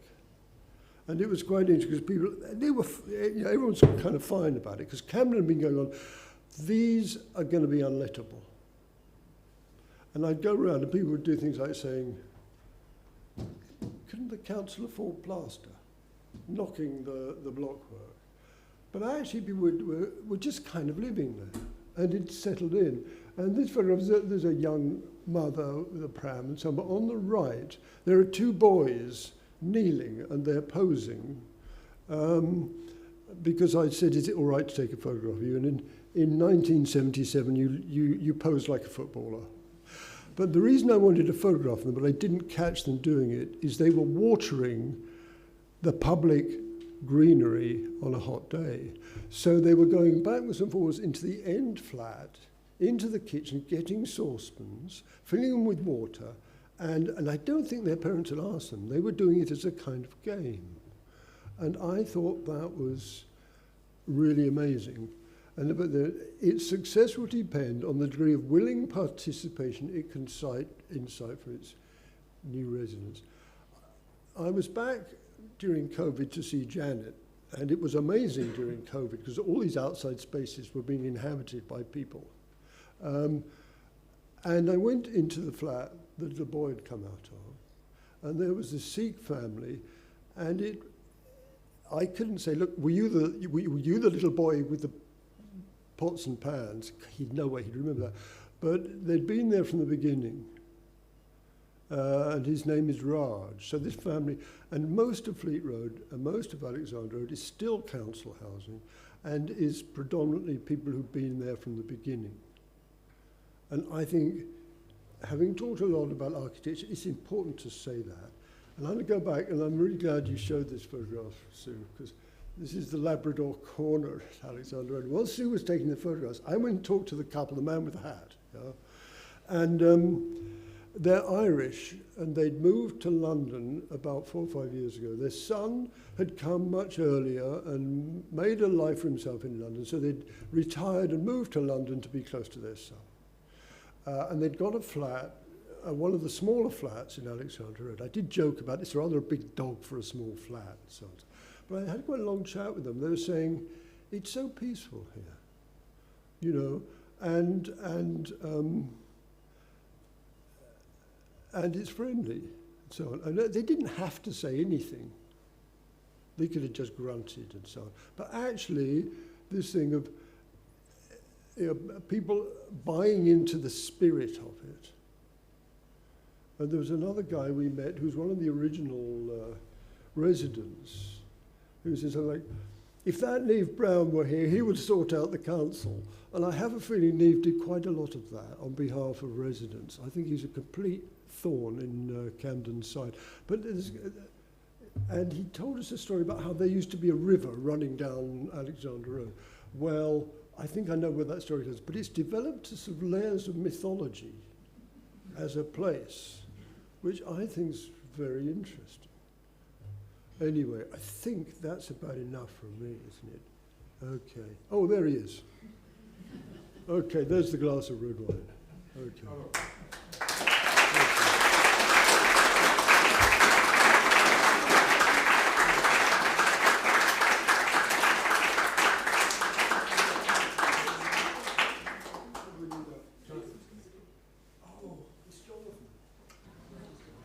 Jonathan Sedgson is going to talk to us.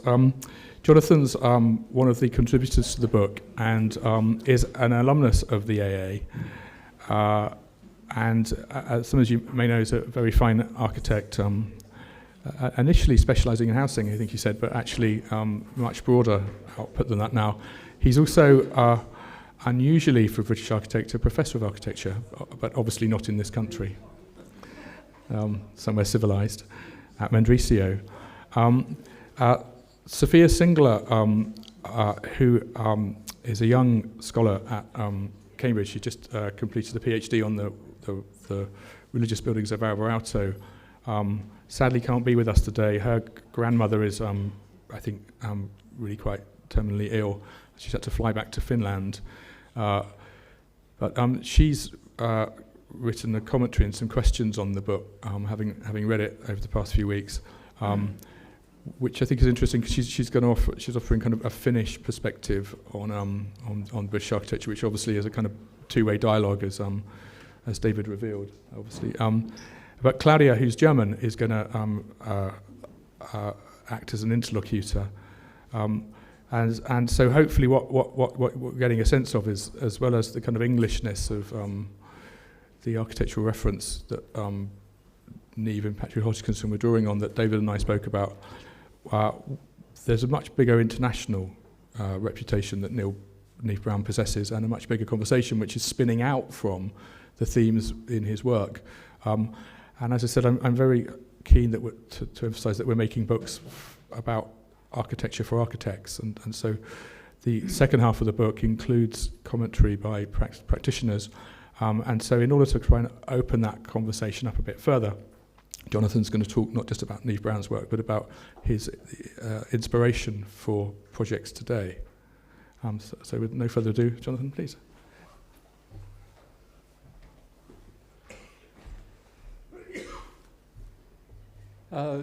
I'm very sorry about technical problems earlier. I remember in our studio there was a moment where we bought a beamer, and I'm not very good with IT, and Mark Tuff, who I know David knows rather well, showed me how to set up the beamer, and I was then sent to North Wales to give a lecture, and I set it up as Mark instructed, and someone gave a very generous introduction, and then I pressed the control to go forward and nothing happened. And then I was thrown. And eventually, after asking the audience if anyone knew how to solve this problem and no one offered any help at all, I went to my address book and I couldn't help but notice that below Mark Tuff's phone number was our family doctor, and then a rabbi, and I was going to call them in that order, but unfortunately Mark took the call. So, as Patrick has already said, and thank you for those words of introduction, from my point of view, I'm just very happy to be in what was the school I studied in and the school I taught in for a number of years. But this book is really a wonderful achievement, and I really congratulate Claudia, Patrick, and David for the great effort of bringing this work together in a manner that can be really reaching a wider and necessary audience. I do feel slightly set up because I can't claim that I'm in any way as authoritative as certainly David and to some extent Patrick in relation to the work of Neave Brown. My contribution in the book is in relation to what has already been drawn upon, certainly by David Porter, this issue of low-rise, high-density housing, an interest that is present in the projects that he built on his own and with David Porter, and the position that he argued for. But it is also a position that has a wider fascination. I mean, I think more generally the members of Team 10, the Swiss office of Atelier 5 come to mind, and others, who found it really necessary to challenge modernists' fascination with the high-rise tower as a solution to the most effective way of creating higher density in cities. So much has already been said about this project. But what I feel it is necessary to say is that I feel like I, as a young architect, benefited from a meeting that I had with Neave and David when I was in my early 20s. For me, it was a memorable encounter. What left a strong impression was that theirs was a position, an architecture that sought a form of responsibility, that architecture should strive to serve the needs of the users of buildings and society more widely. And that this could be done by taking care with what is built and the sum of the decisions that a project needed to take. And so from my side, I will not expand any further on Alexandra Road or the Fleet Road estate in terms of presenting them as projects. I think that's absolutely been done. But the other thing that I find myself reflecting on is that they are projects of a time. I mean, there is a fascination with modernism, and certainly by contemporary terms, the fascination with precast concrete construction and the relatively low energy standards reminds us that it is a work from the 60s and the 70s. And a lot has, of course, changed then. The oil crisis and the pressure that contemporary architecture needs to take care of in terms of the impact that our work has on the environment. And I don't think anyone in this room needs reminding that building contributes something like 40% of a CO2 impact on the environment. It's not insignificant. Mark Swennerton's wonderful book on Cook's Camden reminds me that there was this moment of great optimism, a now inconceivable building program that gave opportunity to rather young and ambitious architects. And I lived with this work in North London, in the London Borough of Camden, for 24 years, most of my working life. And while it is necessary to lament the loss of a national and local government housing building program, this was, of course, so efficiently dismantled by the government led by Margaret Thatcher. The need to offer good housing in the UK and at affordable rents has not been solved in the years that have followed. If anything, this problem is more pronounced.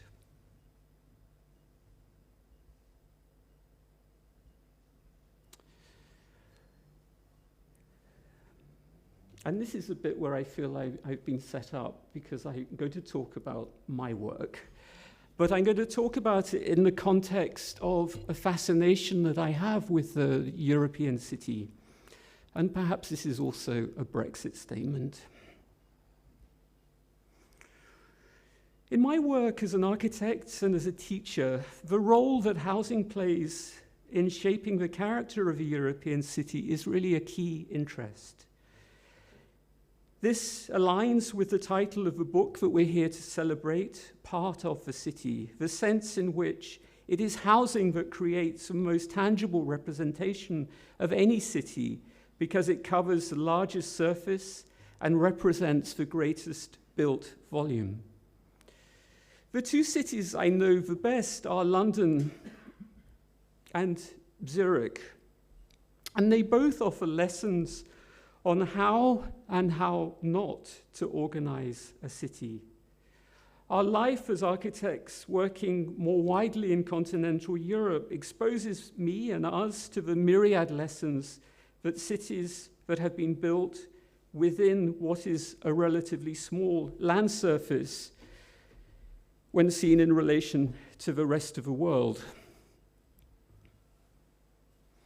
And I'm going to go through these references really rather quickly, but this amazing example of a housing which was to do with the rebuilding of Lisbon following an earthquake and tsunami, or the example that is offered from the city of Berlin, the emphasis that was placed on this city with a program that gave priority to the building of perimeter blocks within a courtyard, what in German is called Mietskaserne. And moments of wonderful dignity that can be found not far from where we are now. And another city that we find ourselves working in, Paris, which is the densest European city of any significant scale. And if you haven't clocked this already, what I'm giving emphasis to is within this catalogue of, let's say, references, to remind us that the European city has traditionally given emphasis to low-rise solutions. That when we talk about this theme, particularly, say, in relation to Neave Brown's work, it is drawing upon a certain tradition that can be strongly seen and attributed to the European city more widely, although this isn't a European city.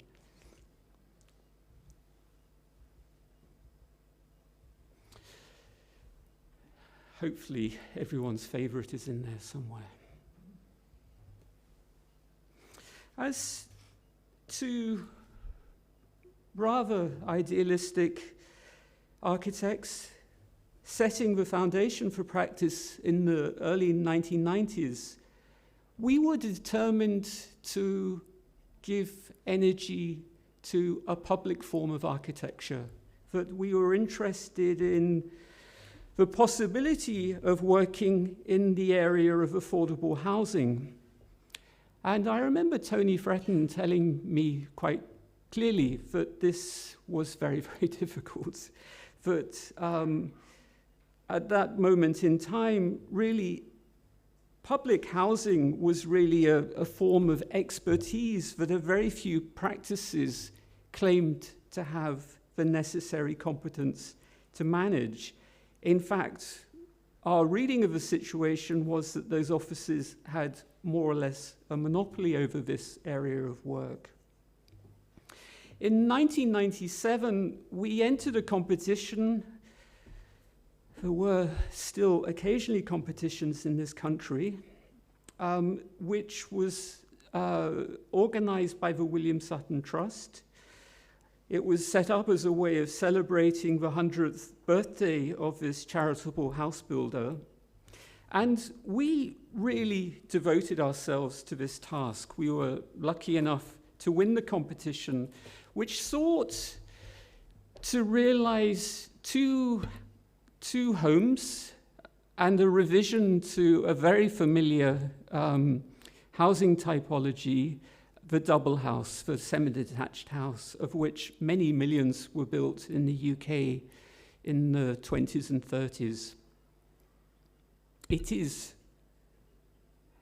par excellence the suburban typology of the UK. This is very close to where we are now. But there was also, perhaps influenced by my time here as a student, but also where I was living at the time, a growing fascination with the London terraced house as another typology. I think arguably is one of the great contributions to English architecture. And I think this point is certainly not missed on Neave Brown.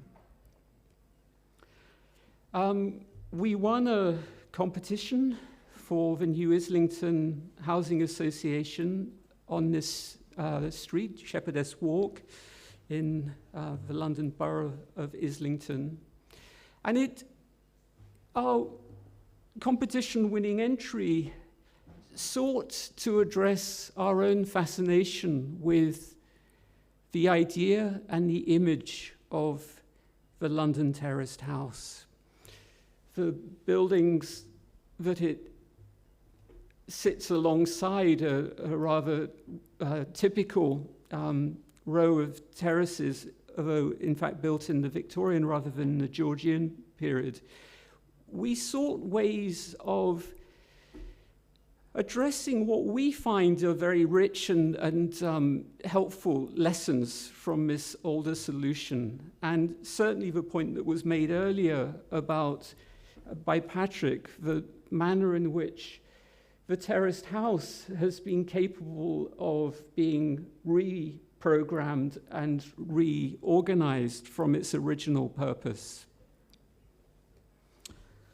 With this experience, and I must say we immersed ourselves in the study of the wider conditions of housing that we could begin to understand at this moment of time. Every piece of legislation, every document we pored over as a way of trying to understand what it might mean to make a more contemporary housing.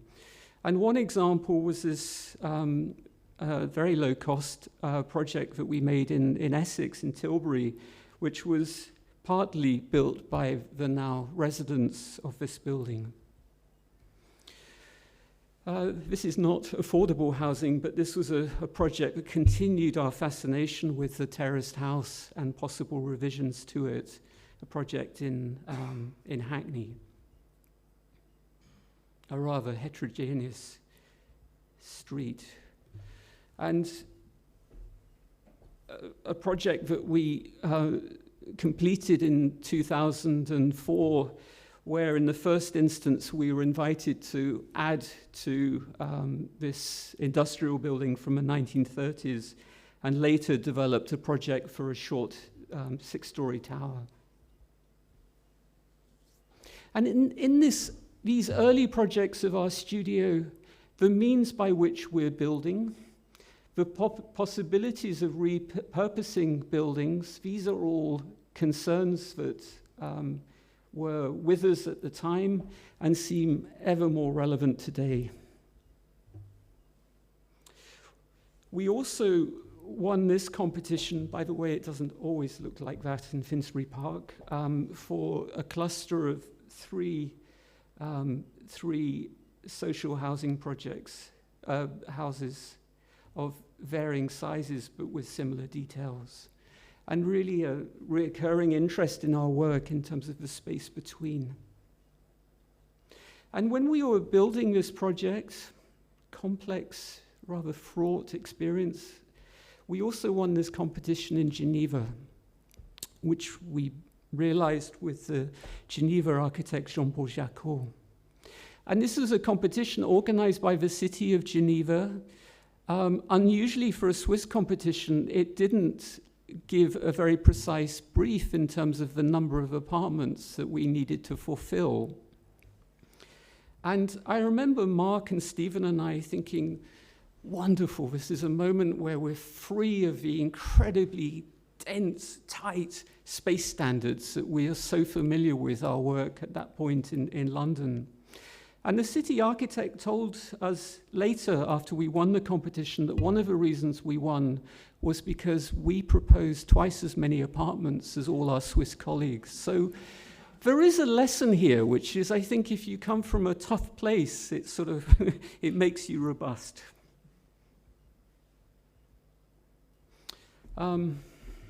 This is affordable housing, Swiss style. Another competition in continental Europe that we won in 2006 was to make one building as a cluster of 3 urban villas in Vienna, an area that was undergoing a large program of rebuilding and expansion.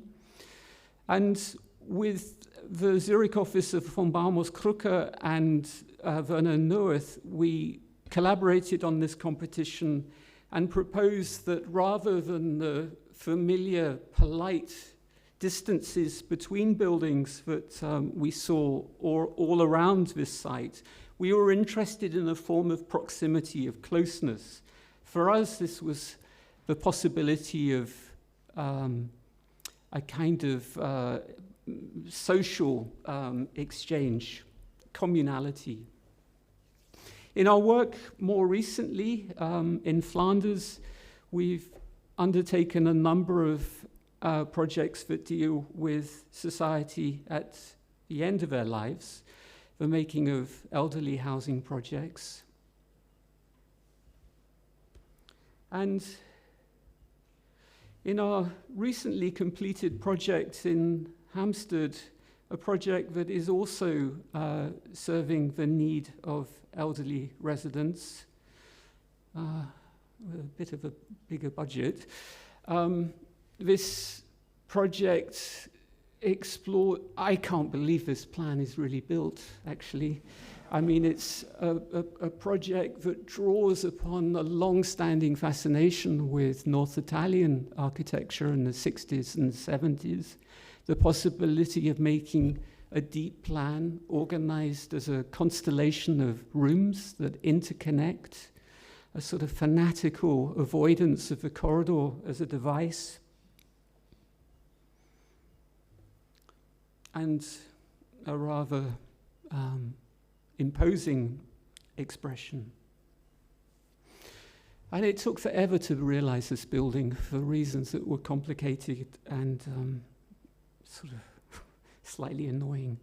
And at the same time we started working on this project, we won a competition in Zurich to build what could be understood as 2 urban villas. And there's a lesson about construction costs maybe we could talk about later. And there's also a lesson about the building industry, where in Switzerland, the architect has still a great responsibility that you organize the costs of a project and you organize the management of projects on site. And when I look at the London example that I've just shown and the project that I'm just showing now, which is for 2 clients, but it's affordable housing, the Swiss example is considerably cheaper.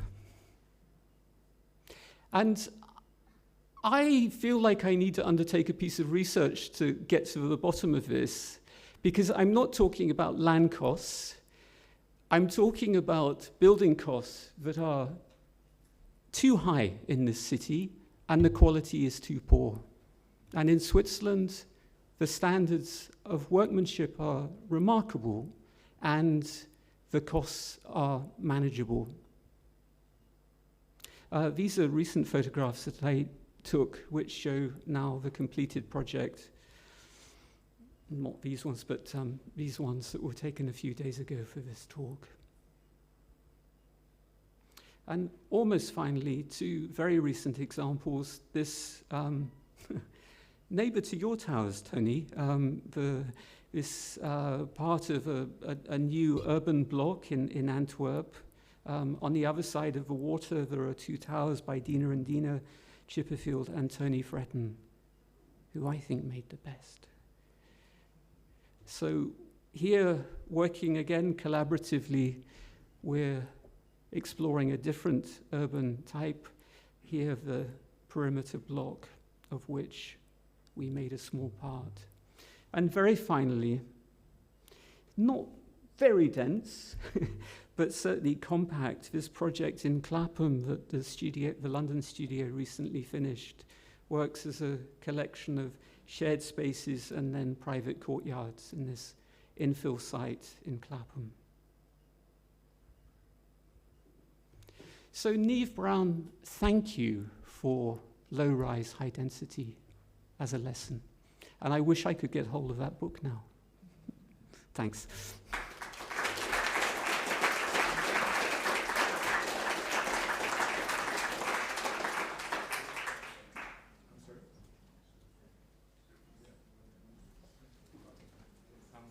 So what we're going to do now is some of the contributors from the book. Simon, Tony, Claudia, David, Paul, Jonathan and I are going to sit at the front, and it's slightly, what's the word, fabricated situation because Sophia can't be here, but her imagination is here. Sue too, so I didn't see you at the front there. Please join in. And other members of the contributors, Amy, David, I can't see everybody, my eyesight's completely useless. We want to involve you in a back and forth, and then open it up to the floor. I think it's really important that when we enter into this in a spirit of dialogue. The book's not perfect, and we've made some mistakes. We didn't credit the photographer of Neave Brown. I'm so appalled. I missed it. I'm really sorry. She sat there, a wonderful photographer whose name I don't know. I think it's also worth saying in our defence, we're doing this with absolutely no institutional support. Financial, cultural, spiritual, emotional, political. And it's just the beginning of something. It's not the final word. If anything, we probably wouldn't have done it if Mark Swinnerton hadn't done his magisterial research and study, and I'm hoping that he'll do more. And it seems like you and David have got more in the tank, guys. This is only scratching the surface of something. Anyway, so if we gather together, and Claudia is going to read out the observations from Sophia, and hopefully we'll get through to, maybe we'll talk for half an hour and then involve you guys, and then at 6 o'clock finally it's red wine o'clock.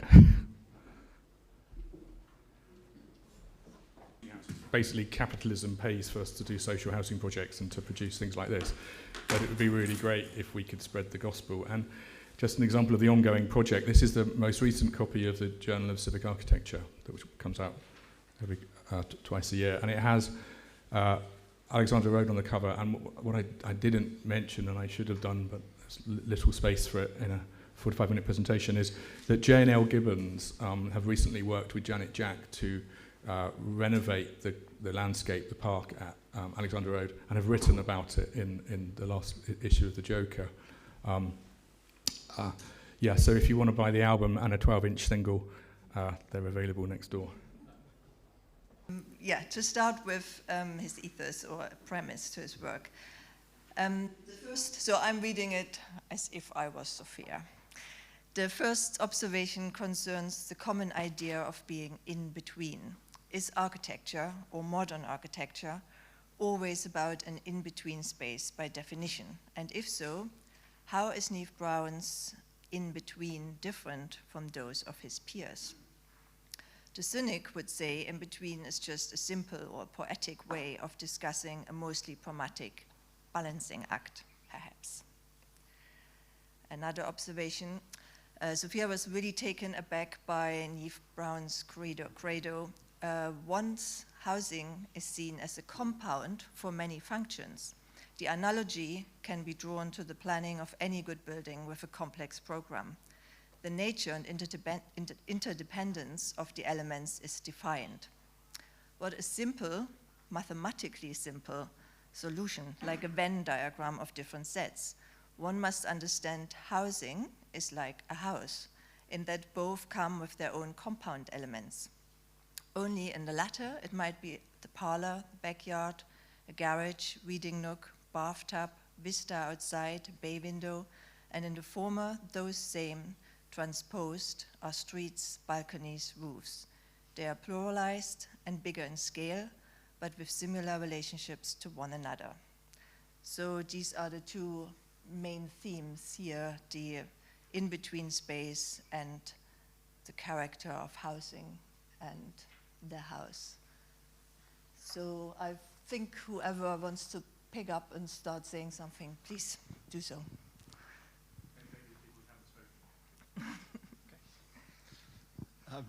I was always fascinated by the way that Neave's projects connected with the city. So rather than being an isolated modernist villa or a pavilion, they were always stitched into the streets and the fabric of the wider city.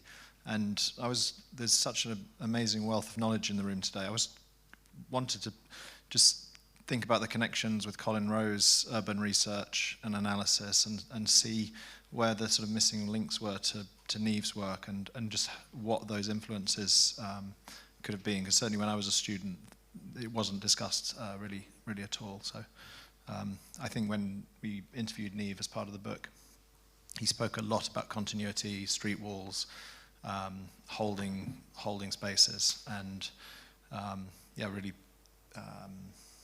I always thought that was a really important aspect. and something we've obviously, as trying to be good urbanists, always try and follow us in the office as well. So. I'm going to pass the microphone on. Right. I need to get into the swing of things, Terry. What do you want me to say? Well, Neave was in that period of architecture, and it wasn't just Neave, but the whole period that I was occurring when I was studying was phenomenal, and there were people, a widespread group of people, including people like Nayland and Anglo-American or Dixon Jones in Milton Keynes, and that was what architecture was doing when I was studying. But by the time I stopped studying, it didn't exist, or I didn't see it existed. I worked a little bit in social housing for Nayland and Anglo-American, but it had been so desiccated. And then the world that emerged, certainly in my area of work, was very different, and it was architecture of commentary, you might say. And so that's why I'm interested in Simon's ability to work to produce social housing in the current situation and to actually commit to working in it. I mean, one thing that was said, I can't remember by whom, was that, I think it was by you, Jonathan, that there was a monopoly on social housing, but that's not a monopoly. It was those people who'd spent a lot of time learning how the client thought, how budgets worked, and how you could avoid the worst things happening. And that's why we, as a practice, haven't ever done social housing, because we haven't been able to make that commitment. And someone like Simon, and I'm saying that because he's here, and I respect his work, has done that, or Stephen Taylor, that they've actually absorbed the, I think, very punishing conditions of social housing, with local authorities having to work partly as developers and things like that. And that's where, I mean, without being facetious, I'd like to hand it back to you. It's a genuine thought, because I don't have any ability to talk about social housing because I haven't done it, but you have committed to it, and the work that you do is extremely good as architecture, and I admire your work. So I think to have achieved that in the limited conditions of housing, that requires something to be said, I think. Let me go back to Neave. I mean, I think Neave seemed to be completely out of, in a way, out of our minds when we were being educated. It was a blind spot to the subject of housing. There was a blind spot to a confident, contemporary, it was an architecture, I suppose, by the late 80s, it was an architecture of the high tech, and it was maybe very shortly after that, an architecture of deconstruction. And it was an architecture which was largely avoiding the question. Maybe not so fair on high tech, but certainly on some of the other things that followed on. So one of the things which I find incredibly powerful about Neave's work is, and I think I'm going to get this phrase right, but sort of the direct action that addresses the exact question of living and building for living. And one of the things when you go to Alexandra Road, which is so powerful, is the absence of the facade. It's living laid bare, and one of the things I write about is in this kind of, I make reference to Perron and Virilio's obsession with the oblique, which in their hands is kind of obtuse, but in Neave's hands turns into something which is topographical.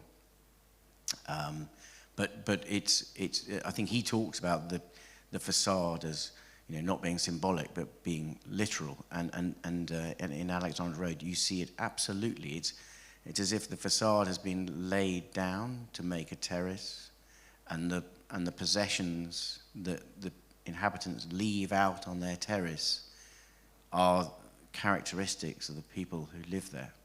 So when you visit, you sort of meet and get to know, you get some sense, let's say, of all the people who live there. So that's something,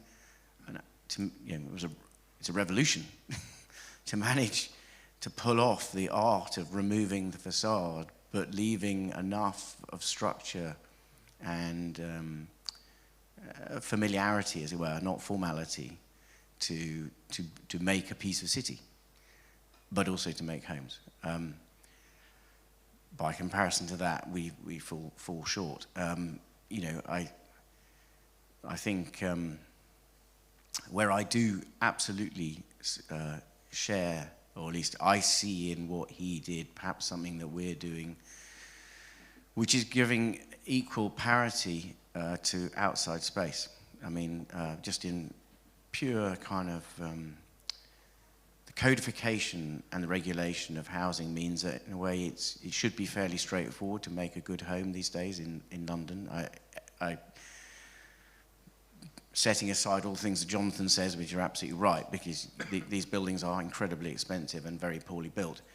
But that kind of capacity to, I'm concerned by the way we make walls and the way we make facades, and maybe that they're not compositions, but they're things to inhabit, they're thresholds, and therefore that leads you to the interior is really just a receptacle for the exterior. It's what we see, it's what we breathe, it's what we smell, and it's also what we immediately inhabit in that threshold. So that becomes more often than not our focus in the making of housing. It's that direct connection and that immediate space outside. I'm curious to involve Ed now in this, because Tony obviously made a reference to what you were doing at Milton Keynes. Do you think you could say a few words about your experiences doing housing and the latter stages of your career, if I pass the mic to you? Is that okay? To make a comment, but I'm touched by the image we have above us of Gower Street. In that, when you look at that, you're in no doubt where you're public and where you're not going to be public. And I think the three projects that we've been looking at, apropos Neave's London work, I'm, David, not so familiar with the European work, but I was a resident of Winscombe Street for 10 years, and enjoyed it hugely as a young parent with annoying children and so on. They could play in the garden. It all worked terribly well. Excellent place. You were in no doubt where you were public. And with Alexandra Road, you're in no doubt where you're public. As you, David, correctly described it, it's a street with the centipede arms going off it, and you know that's where you're still public until you get to a front door. As you are in Gower Street, you're in no doubt where you're public till you get to a front door. Fleet Road is the one that I think is the oddball, which I think I referred to in that very ancient critique I wrote 50 years ago in AD, where as a visitor you feel you're trespassing, and if you're resident you feel you're invaded. And that's a sort of solemn and difficult aspect for me of Fleet Road that really needs a concierge. It needs, as French would call them, a Swiss person at the door giving you a bad time if you're not resident. And David, I put that question to you.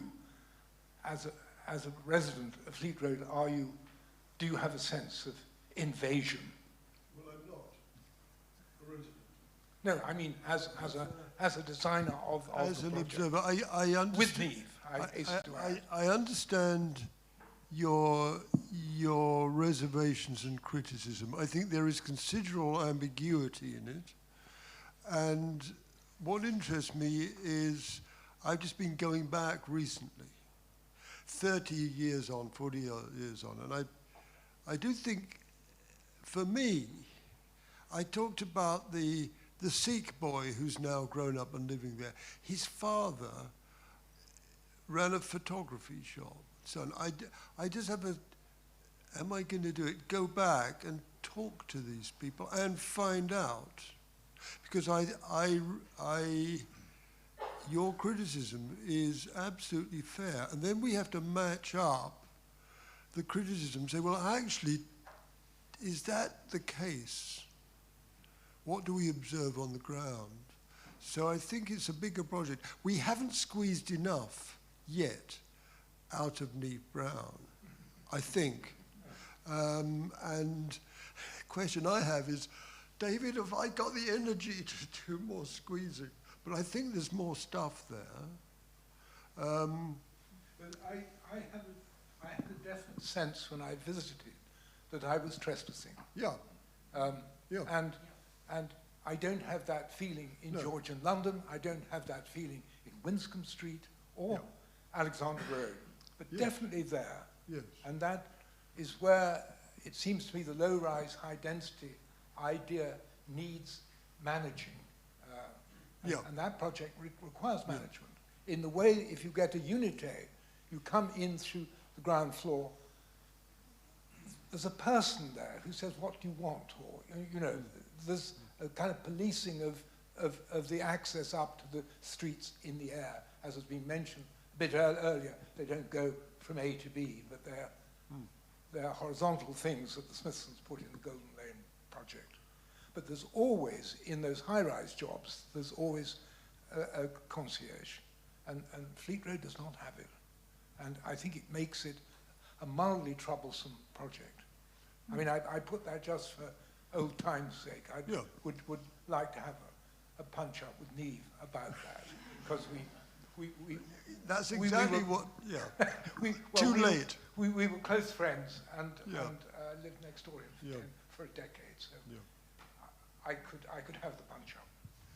But Edward, can I say something? That what strikes me is that Neave's generation and your generation, your colleagues in Mike God and Chris Cross, that Neave certainly had an ideological position which came from modernism, but which he said explicitly he felt it was the duty of his generation to continue it, but also, I think, implicitly to develop it and criticize it. And then your generation in Milton Keynes produced housing which had a very different, although a modernist ideology.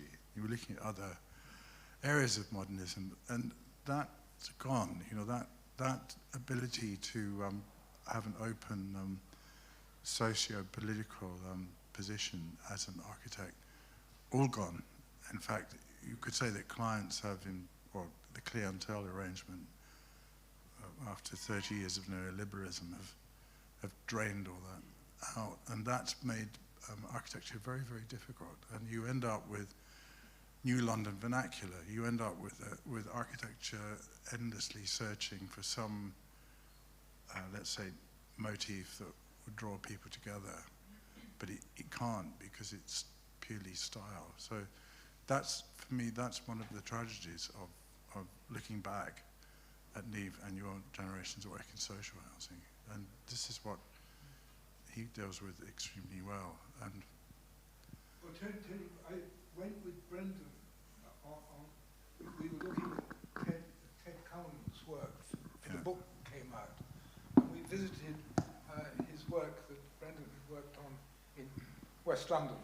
And then we got in the motor car and went up the M1 to Milton Keynes to look at Netherfield, and was surprised that the local residents there, when they heard it was going to be demolished, came out in revolt and said, we're very happy here because there are streets, there's landscape, it's matured, and it's a decent place to live. So we were rather harmed by that reaction. But Milton Keynes had was a properly planned place in the sense of recognizing how traffic and cars were part of society.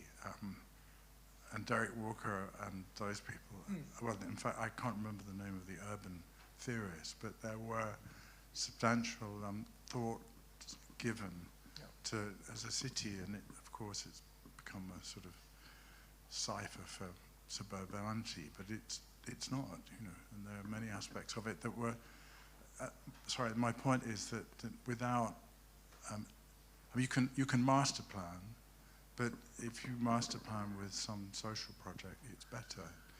And if we look at master planning now, if we look at King's Cross, Granary Square, it's just about consumption. You know, such social activity is encouraged is about buying things, and it's not about the things that Neave or other people of this generation wanted, which was simple social contact. And that's a huge loss right now. One of the things, it's interesting what you're saying, Ed, about Fleet Road, because I didn't get into it. I haven't got into it. But I have stood outside it and felt some skepticism, some doubt. And I think, I can't really say much more than that I feel there's a problem. But perhaps I have a sense of why there might be a problem, which is that it seems to me that Neave's homes are designed from the experience that you have from living in the home. So he starts from the inside out, as if it's almost sort of spiraling away from this kind of nexus of, maybe it's the, you know, at least from the one home I've been in Alexandra Road, the staircase is this kind of very compact, as are the kind of service spaces, that then frees the home to be a fairly complex and incredibly rewarding, delightful, you know, connected to the city, connected to the natural world, working in many, many ways. Obviously, he was working within constraints. This generation's not familiar with those constraints, but it would be too easy for me to say they didn't have the same constraints we have. We certainly have constraints, they're different. I'm not sure whether they're more kind of onerous. But that, certainly there's a creativity and an intuition and again, directness to make and remake the home and to work within, I guess, the medium of low rise and high density, but to not, not to repeat the terraced house in its kind of as we now know and kind of love it. And he was actually justifiably more critical of it for both technological reasons and cultural, symbolic reasons to do with kind of messages in terms of democracy and equality and things like that.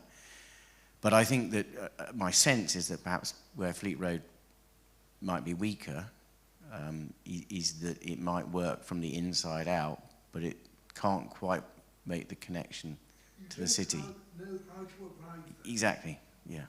So it works from the in. Once you're in, you probably know how to get out, but how to get in. Where do you get in? Where's the front door? Tom Ellis said, famous quotes from him. Where's the front door? Well, maybe that means it's not really part of the city, Fleet Road. I was shocked when I arrived and I saw a fence around it, and I assume it was built without the fence. Is that right, David? Yes, it came after. I don't know when it came, but there must have been no, a problem. it came quite quickly, I think. Really? And certainly I arrived at. Yeah, it was so sad and shocking. So I trespassed. I just followed someone. Can I tell you a funny anecdote? So Mies van der Rohe, the kind of copyist in Philip Johnson who built his own thesis project. And he invited, Mies van der Rohe tells this story because he had it for Frank Lloyd Wright. He invited Frank Lloyd Wright around to look at the glass house. And of course he was kind of dressed like Sherlock Holmes, a kind of deerstalker and a funny jacket. And kind of very politely kind of, as Philip Johnson was, bullshitting his way through this, that, and the other. And he didn't say anything. And after about 25 minutes, Philip Johnson said, what do you think? And apparently Frank Lloyd Wright said, "I'm just trying to work out at which point I take my hat off." Which I think is your point about not knowing if you've arrived. Yeah. Yeah, but I think compared to Alexandra Road, there is in Alexandra Road there is a hierarchy of publicness and privateness. So you know there is the park you can go through and there's the street, but the architecture helps you to understand that the staircases going up, although there's no gate or anything that would stop you, you know not to go up there unless you're an architect, obviously, and want to take your photos. But that is kind of missing in Fleet Road because there is no public way through. And that's what I meant, maybe it could have been better integrated in the city because it's built like a gated community, and then it ended up. And so the problem of in-between or ambiguity keeps dogging us, and we can try to deal with it with cross-programming. We can talk about it as deterritorialization, as the most recent avoidance strategy of parametricism did. But actually, I think it's about questions of form and type and character and identity. Type is crucial, and I think the arcade as a type exists in all the cities we fall in love with, whether it's Vienna, Paris, Cardiff. The arcade is very clear. You're public. Might one say that one of the things that kind of evolves beyond the third generation of modernists, as the Smithsons say, is this question of type as opposed to function. Then that type is a city image. It has a very mysterious relationship with function. Maffeo Maneo talks about, but the introverted nature of functionalist town planning. Le Corbusier, great architect, awful urbanism, is this kind of ongoing problem that we keep stumbling across, because then we now have architects whose work is entirely designed for Instagram and Dezeen, who seem to pay no heed to the spatial qualities or territorial qualities of architecture. So we're kind of oscillating back and forth between designing from the inside outwards or the outside inwards. But of course, that's the in-between. That's the knot that is where really good architecture lies. It's just bizarrely hardly ever spoken about because, we keep getting, like parametricism arguably is just a kind of evolved version of introverted functionalism, existence minimum. Everything's a bloody roof or everything's a park. And then neo-bricolage postmodernism is everything's got to have a fucking round window and be painted pink and green. And yet actually the questions of identity, type, scale, human habitation, the body in the world remains at play. I think we should maybe move on to another question from Sophia. Is that okay? From the audience. Would you mind, Kenny, waiting 1 sec? So what I'm going to do is I want to honour Sophia's effort and presence, and then we get Sophia back in the room, as it were, and then we'll join you and Kenny. Is that okay? Well, I'm so provoked by what Simon said. It's like a door was opened on my understanding of Neave Brown's work.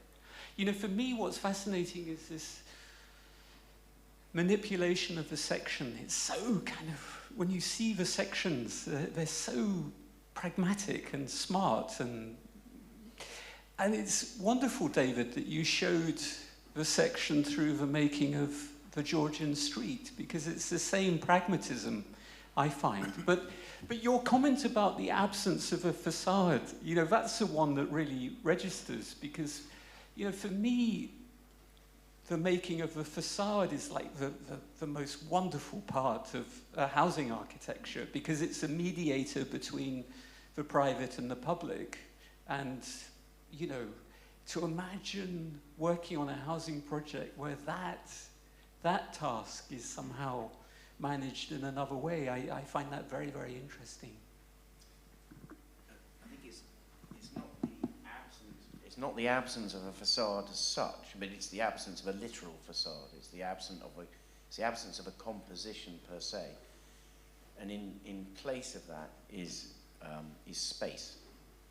So the thing that would be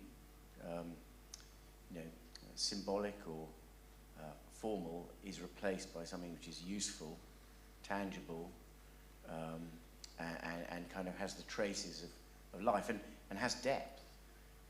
Also, interestingly, I suppose when you are on the street at Alexandra Road, one of the things is you see the buildings from an acute angle or in perspective, and so actually the kind of foreshortening of all the party walls does give you the semblance of a solid, there's a solidity at that moment. So your brain is absorbing that kind of mass, which is something which is not mimicking, but I guess rewarding a desire to see something like a facade. But then it continues to reveal itself again and again as home after home after home.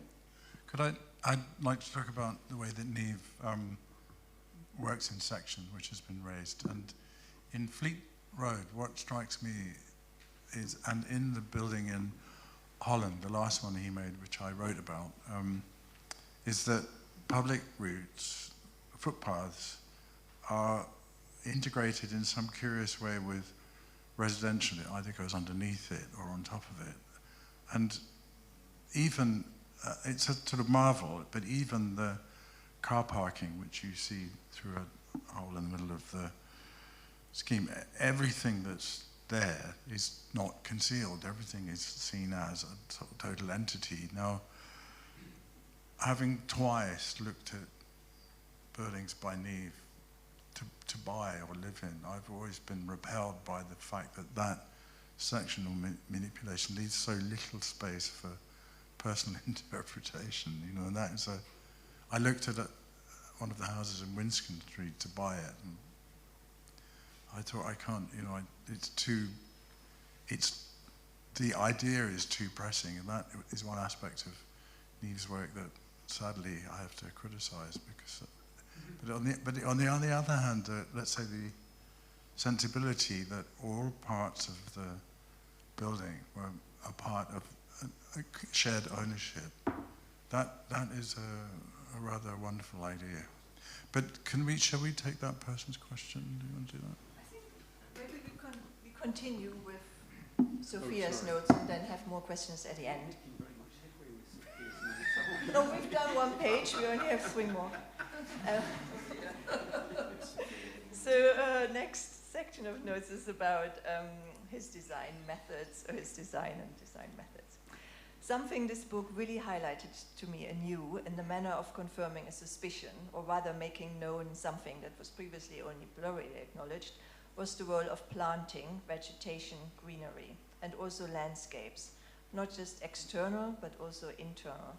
We've all but forgotten about landscaping today, either disregarding it as architects or being content to cordon it off to colleagues in the landscape design. But in Neave Brown's work, the relationship is intimate, relevant, direct. So perhaps there's more to say about that? I wonder, is that tangential to what you were going to ask, but can we ask you to join in now? I think can I pass it thingy so people can hear? No, maybe it's coming up in Sophia's notes, but it's just the elephant in the room is that we love this kind of dramatic section, but we're not talking about climate change. Nobody's mentioning it. And the New London Vernacular tackles that in that it is actually a compact form, and we need to live more densely and live on one planet and all that kind of stuff. And the other thing I'm feeling a bit uncomfortable about is I don't recognize this idea that, you know, in the good old days it was social. So we're building social shared spaces and now it's all ruined with consumption. For me, like, Alexander Road would be so much more fun if there were a few shops down those, you know, slip-throughs, because I love mixity, and I just wonder if I could throw that in your mix. I think your point about NLV being appropriate to energy conservation, that's a really, thank you for that. I already said it. Did you guys hear? If they didn't, it doesn't matter.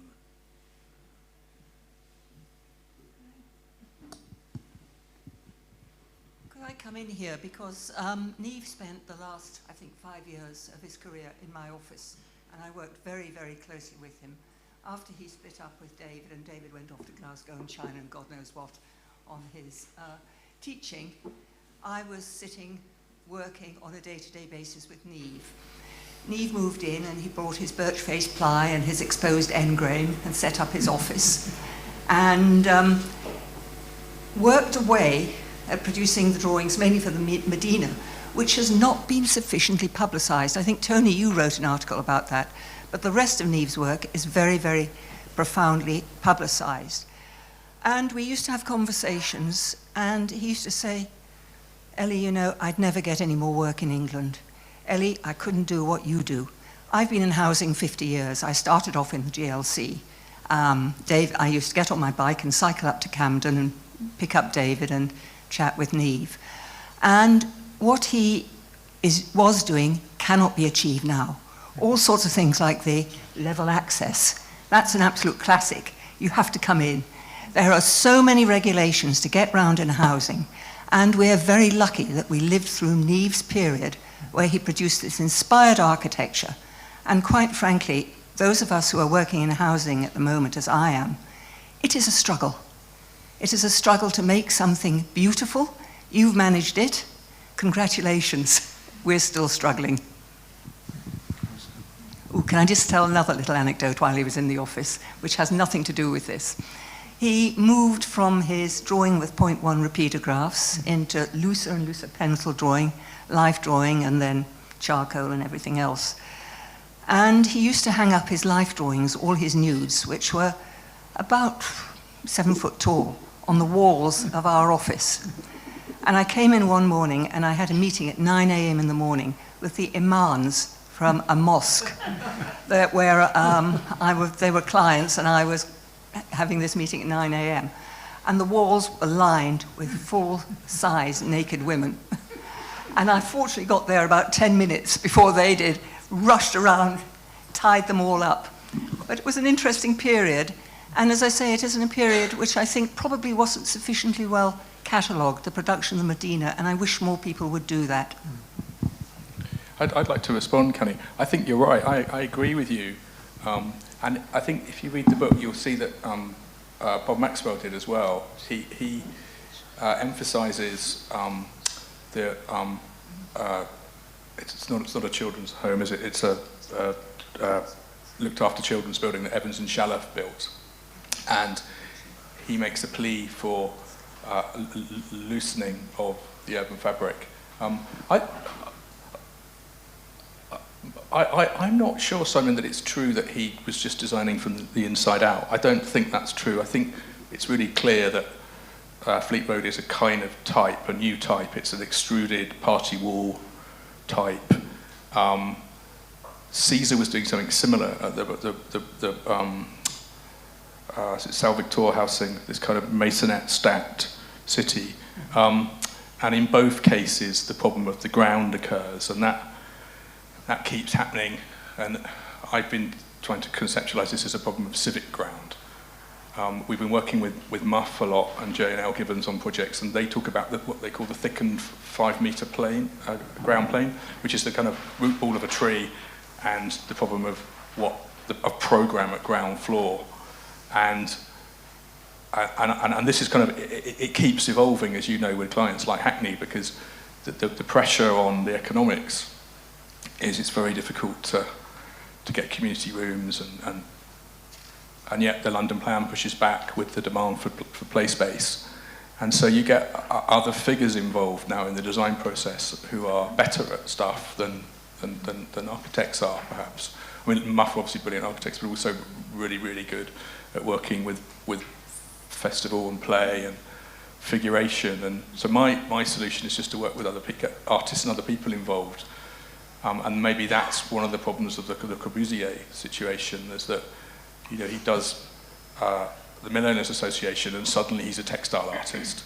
He does Ronchamp and suddenly he's a stained glass artist. And that kind of type of ego of a kind of heroic figure is, I think, problematic. But one thing that I'd like to just touch on, which has, I mean, for me, working with Sue on the production, with Emma on the production of the book, what is really clear is the tree pits that are put in. He knew it was going to take 40, 50 years for those trees to mature. Now that level of projecting imagination is incredible. I think it's really only now that we're starting to understand that period of architecture. I think it was dismissed because it suited certain people's careers to do so.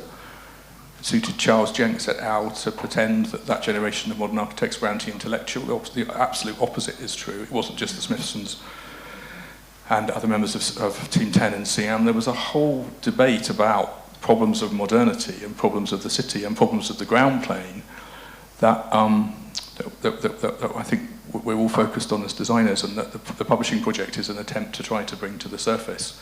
So, and also I think he was getting better. I think Medina's really good. It's evolving. Clients are evolving our thinking about the city, our thinking of the problems of cars.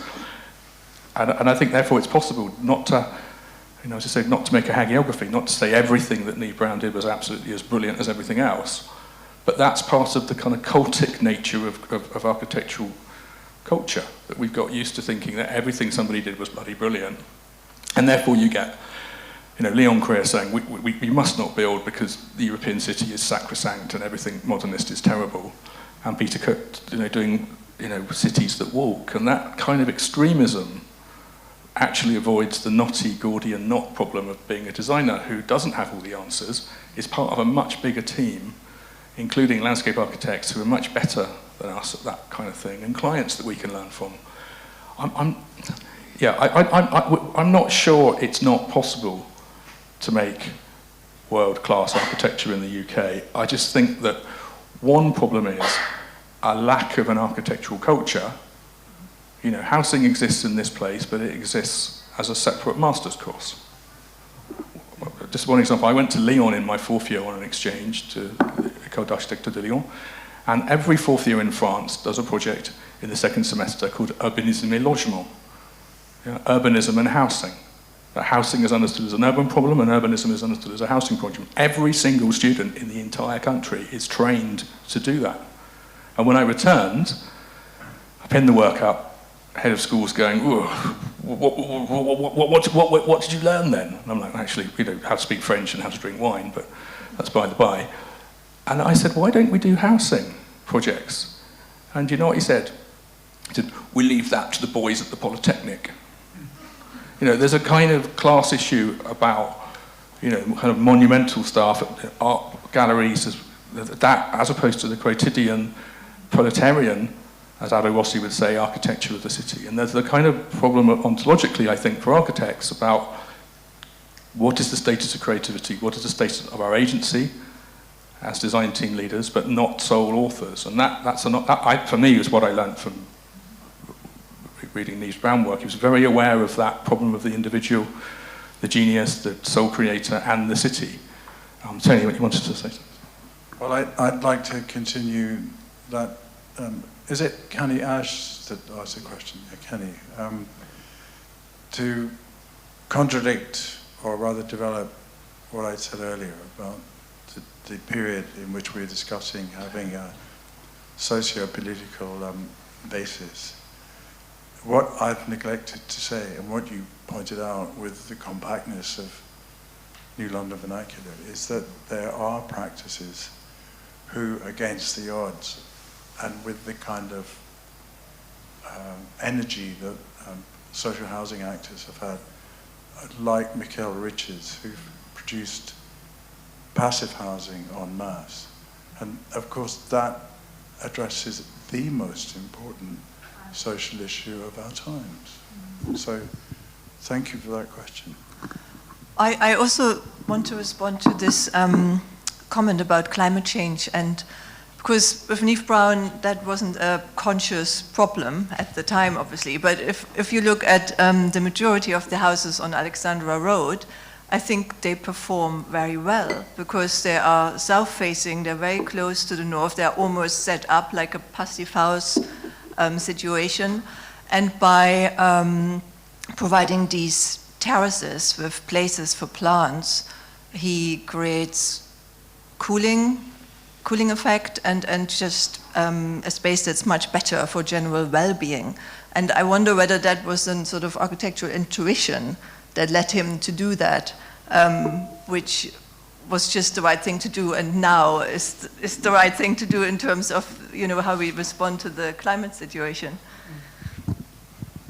Yeah, I completely agree. When I go and visit Alexandra Road, what I think of is Mesa Verde and Betatakin. I think of the Midwest America and the Anasazi Indians and their incredible knowledge of climate and their realization that a cliff dwelling is a perfect place to set up home for the way that the rock radiates heat in winter and protects you from the high angle and very, very strong sun in summer.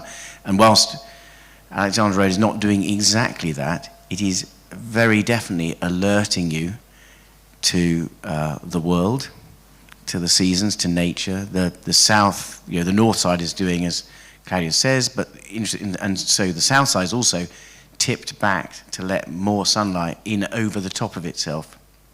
It works brilliantly, and with the by laying out these terraces, it also invites every person who lives there to be able to create their own shade, to grow things, and so on. So actually, desperately nostalgic for something, whether it's literally like that, but that open-mindedness to really treat a building as part of the landscape is very powerful.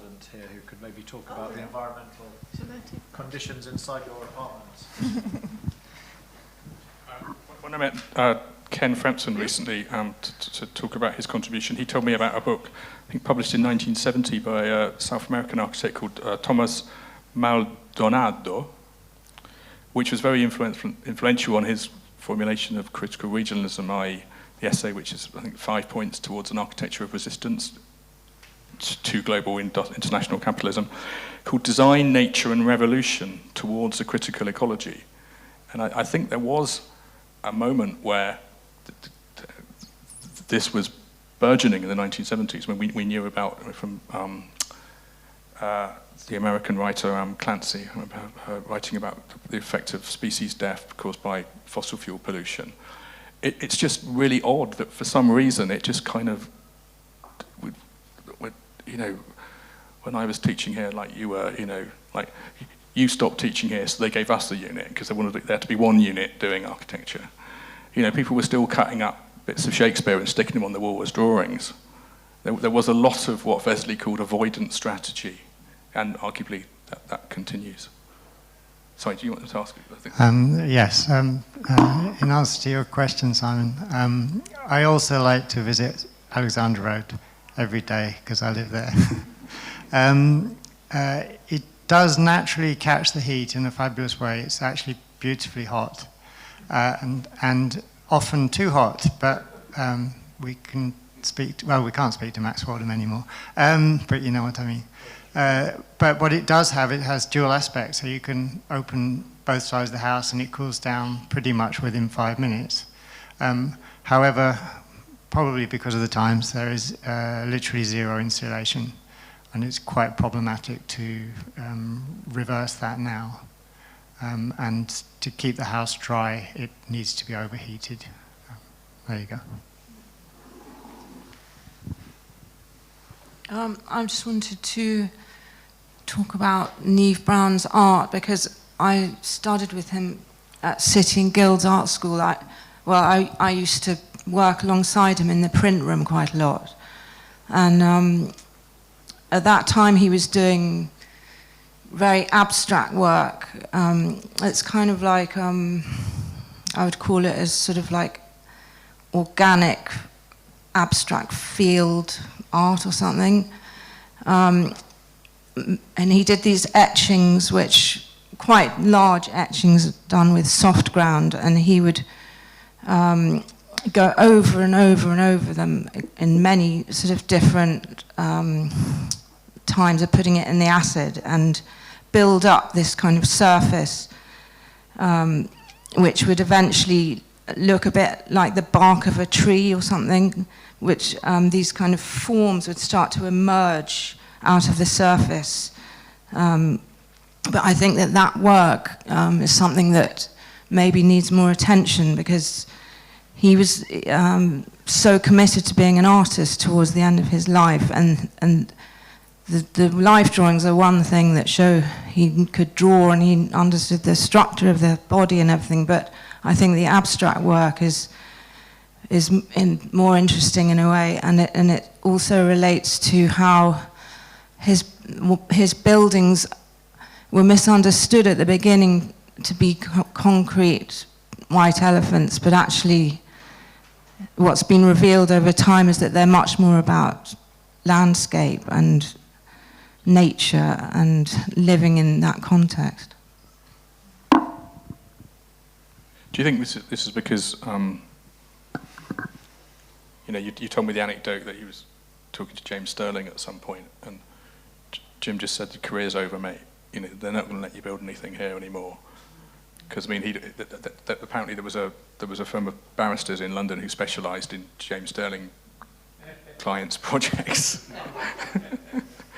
And Jim kind of had a job at Yale and had a different type of ego or energy, perhaps. Do you think that Neave became an artist because of Margaret Thatcher or or Ken Livingstone? We haven't spoken about that, but Owen Hatherley's new book, Red Metropolis, is very explicit about the problem of the new left in London, not coming from London and hating the modernist project, seeing it as a top-down imposition. And so the new left in the 1970s, according to Owen, were influenced by Jane Jacobs' attempts to protect New York and Brooklyn in particular from a kind of road engineering. But London was full of squats, it was mostly empty, and so Ken Livingstone didn't see the party wall type, didn't see the vegetation, didn't understand the public space. He was the housing officer at Camden, but he's suing his own architects department for negligence, made up nonsense, didn't win. But when he became the mayor of London, didn't build any housing because he thought it was impossible to do in a socialist manner. And but I think I just wonder because it's interesting that he became an artist, but also poignant. And what do you think, Dave? Was he always going to become an artist? Or? Was he always an artist? Well, he drew, but then he became an artist in a different way. I mean, the way he talked about it is, I stopped being an architect and I became an artist. My guess is it's more complicated than that, of course. But I think it was a deliberate, reorientation of someone with, he was very driven. He was very, and I think with the drawings, he was immensely productive. He would draw and draw and draw. This is before he became an artist. But I think in the garage that Janet has got at Fleet Road where things are stored, there's sheaves and sheaves and sheaves and sheaves of these drawings. And so I think it was, if you say it's a displacement activity, that's awful, but to some degree, Camden in the end was heartbreaking. And, hi. I sort of resent the idea that Neave was an architect and then he stopped and became an artist. I think that's a crappy thing to say. No, Neave said that. Neave said that. Neave said that. Well, Corbusier had a wonderful comment. He said, architecture AM, paint PM, i.e. his life was driven by the idea of art in the architecture and in life itself. Yeah. And I think that's very, very important about Neave, because I think that applied to him. Yeah. Although, Tony, as you say, he said, I'm stopping this now and doing something else. He said that No, he said all sorts of things. Remember who I was, which was all right. He used to cheat at tennis too. I mean, he said two things. He was going past somebody else's building. He said, "That's a copy of mine." Then he said, "I'm not an architect anymore. I've become an artist." So he did say it. But there was actually, when he was in the office, he was still doing architecture, but he was also doing his drawing. Exactly. And there was, to a degree, a graduation, but I think he knew, that after Medina there wouldn't be anything else, that was it. Yeah. And, that was, what was interesting also about his drawings is from working with 0.1 repeatographs with great precision. He, as I say, started off with pencil drawings. He then went into charcoal. And then he went into this very, very abstract oil painting. Very, very powerful. Black, red, slashed. And, you know, I have no idea how that evolution from the 0.1 repeatograph to the red, dark, black, red paintings occurred. Maybe someone else can... No, I think this is an opportunity to say to Patrick, you're amazing to run a publishing house and a practice, both of which involve a lot of self-harm. And I'm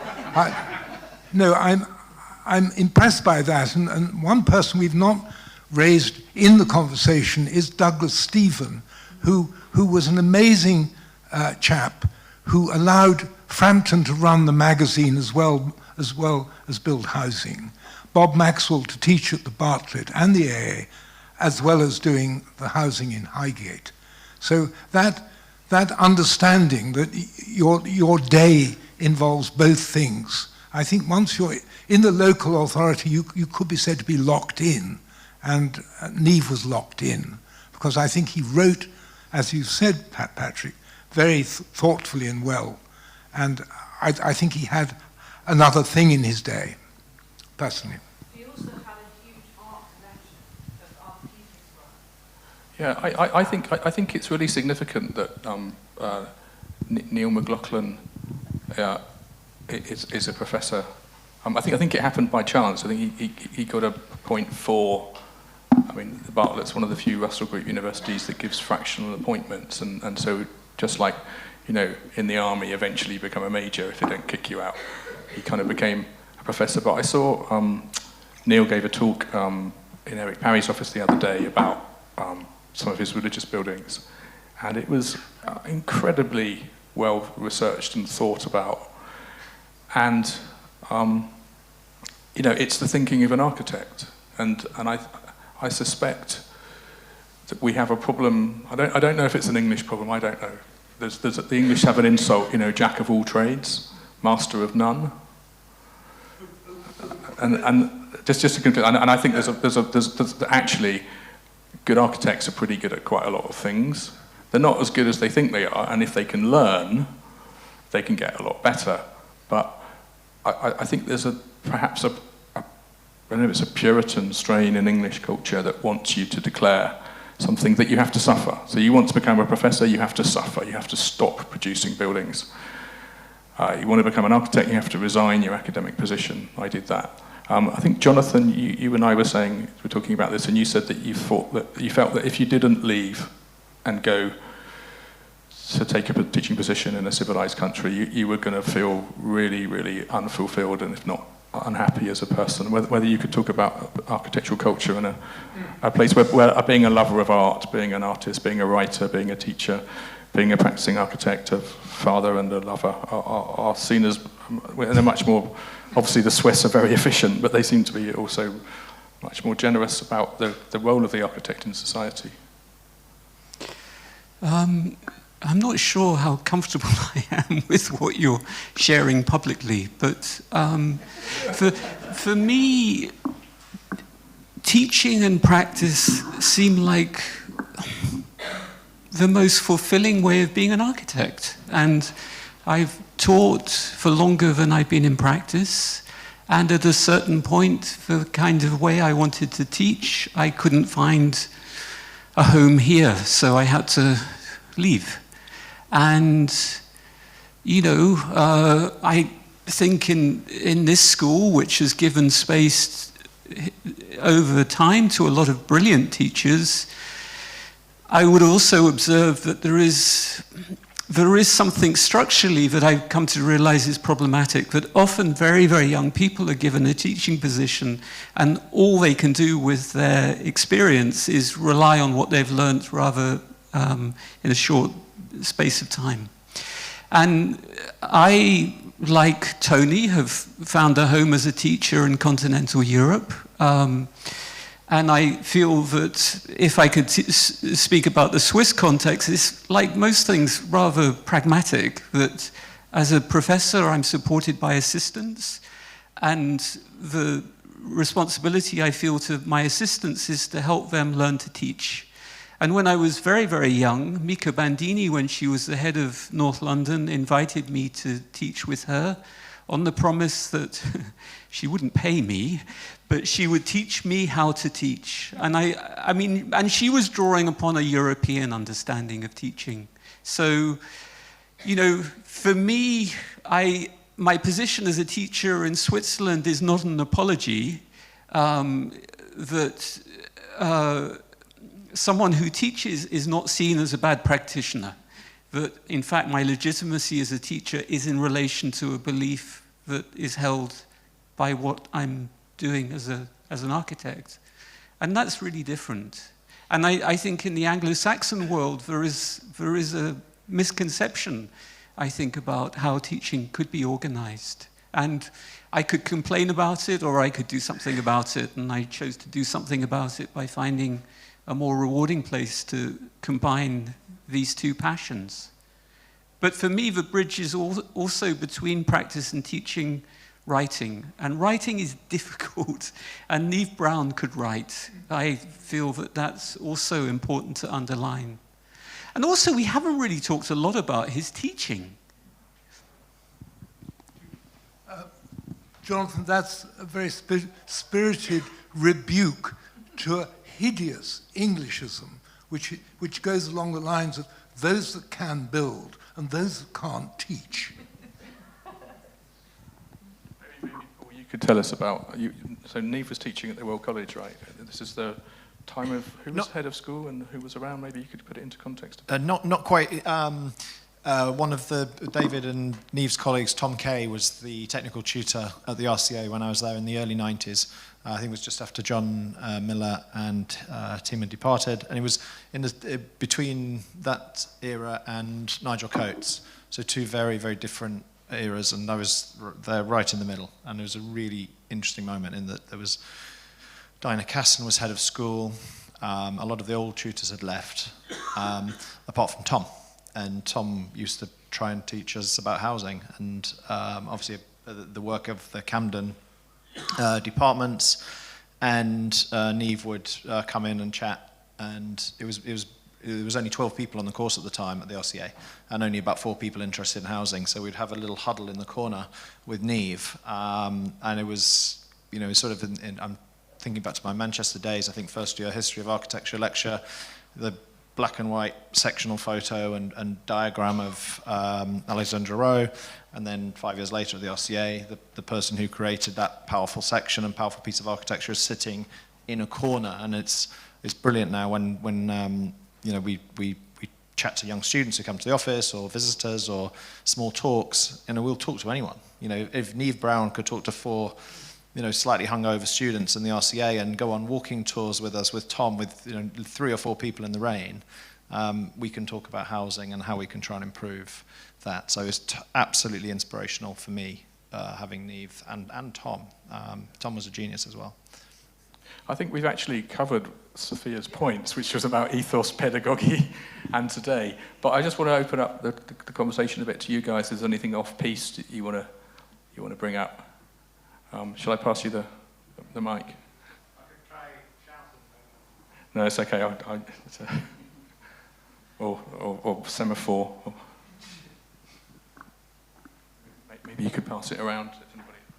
Thanks.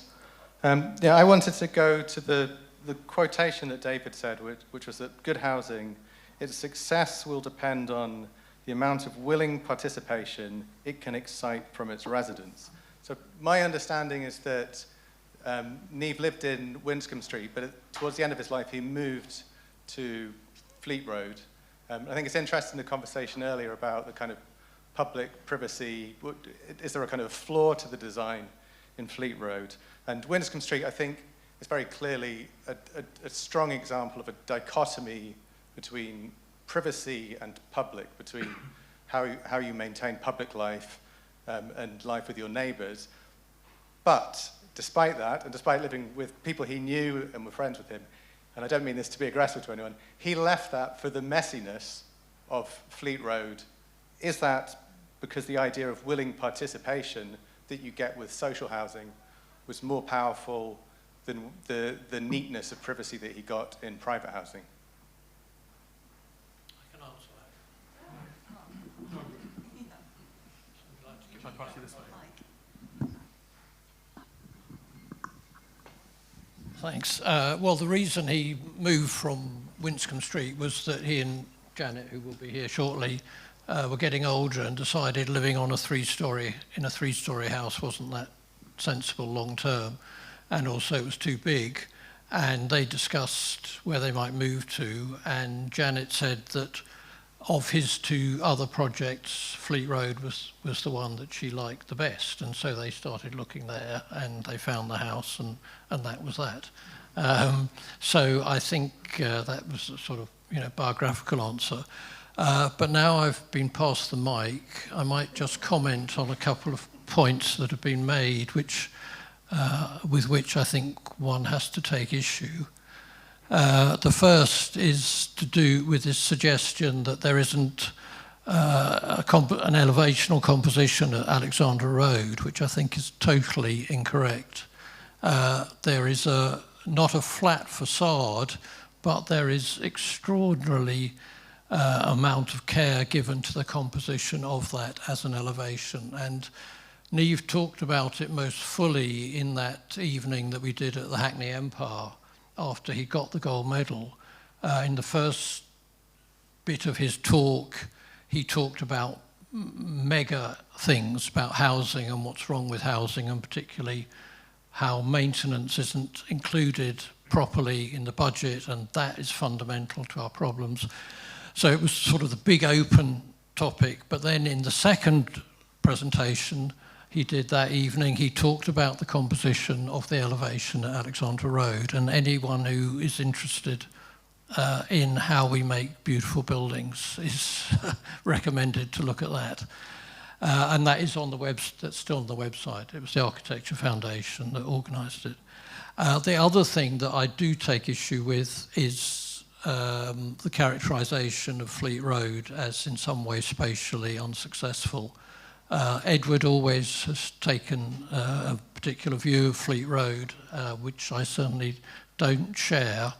If we go to Fleet Road now, we go to what is a gated community. You can't get in, unless somebody will press the buzzer and let you in. And you have to remove that from your mind when you think about how it was designed and how it was originally.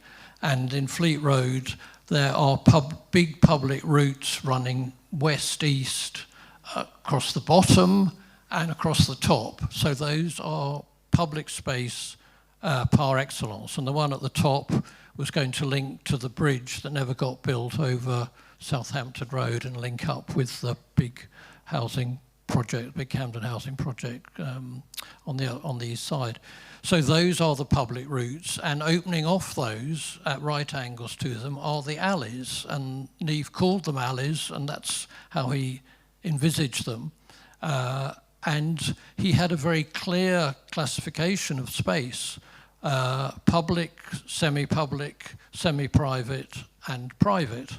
And those alleys are semi-public. You are meant to feel like an intruder when you're in there, unless you're going to visit somebody. So it's a deliberate decision to put the front door not on the public route of these west-east routes, which are public routes but are kind of transitional routes the whole time, but to put the front doors on the semi-public space of the alleys. And once you're in one of those alleys, you go from one front door to the next. It is analogous to being in a terrace street. You just go one and then one and then one and then one. So I think it would be a pity for the audience tonight here to go away thinking, oh, Fleet Road, it was not successful. The difference with Alexandra Road, obviously, is that Alexandra Road, the big move is the street, which is fully public, and all the semi-public spaces are then accessed from that. So that is different. It's different from Fleet Road. But it wasn't, I think the notion that Fleet Road is in some way confused or not fully thought out is not really sustainable. And while I'm being grumpy in the corner, the other thing I'd just be grumpy about is please don't pay any attention to what Owen Hatherley has to say about this subject. He's unreliable at the best of times, and that book that you refer to, Patrick, he clearly wrote during lockdown when he couldn't get into any libraries to check any of his information, and it is fundamentally misleading about the relationship between Neave and Ken Livingstone in the late 1970s and the creation of the public inquiry into Alexandra Road, which did destroy Neave's reputation. There's no doubt about it. Once there'd been a 2.5-year public inquiry into a single project by an architect, there was no way that architect was going to get work again, and that was the point that Jim Sterling made to him. Thanks. Yeah, the thing I'd like to involve Sue, because I think that I think one of the I don't know, kind of methodological processes that I've got involved in as a scholar is which is kind of a burgeoning field in Europe, is architects doing research through drawing and collaborating with photographers, whereby the difference or the gap between the rhetoric of the architect and the built reality of something which isn't maintained and isn't understood. But Sue mentioned that and I wonder if this is kind of ongoing, I think because it followed on from the work you were doing in Stuttgart, that there's this really beautifully captured quality of spaces in between, which are this hierarchy that you're describing, Mark, between private, semi-private, public, semi-public, which is a kind of, it's very difficult to draw those sorts of spatial relationships as a designer. It's very difficult to comment on directly and to persuade people, whereas photography, it seems, is a very powerful tool of revealing the life of buildings in time. And that seems to be your theme, I guess, in this kind of looking at technology in the 20th century and then where we are now via the camera. It's not really a question. That's, no, I don't know quite what to say. I guess I would respond to that by saying I think photography is a really powerful way of looking at buildings and looking at architecture and wider landscape because of the idea of framing and viewing and the idea of the sort of democracy of the image and how things are framed and how you decide how to look at something through a photograph in a way that when you look at a space or you look at a building, your eye is wandering, you're seeing things differently, but those kind of complicated spaces that you're talking about, these kind of transitory spaces, the kind of cuts in, especially in Alexandra Road, the sort of semi-private public spaces, I think maybe photography is really useful in a way of kind of revealing those in a slightly different means. I mean, the formality of a photograph, fixing the silver onto a surface, but, also just making you look at it in a particular way. There's this thing, isn't there? I mean, I'm not sure I subscribe to the decisive moment, actually, but just the idea of this is an image, this is a photograph, this is a space to look at that has been defined through the four corners of the frame. Particularly with a large format camera, you have the convenience of being able to read the architecture in a completely different way because everything is upside down and back to front. And actually that's an amazing way of looking at what is in front of you because you completely see it differently and you have this kind of long look, which anyone who's in my class will know that I hate people looking on the end of their arm on a screen because you don't think. But when you have to look for a really long time, whether you're making a drawing or making a photograph, you read space, perspective, connection between things so well. So I don't know if that answers, but anyway, there you go. It really does, because I think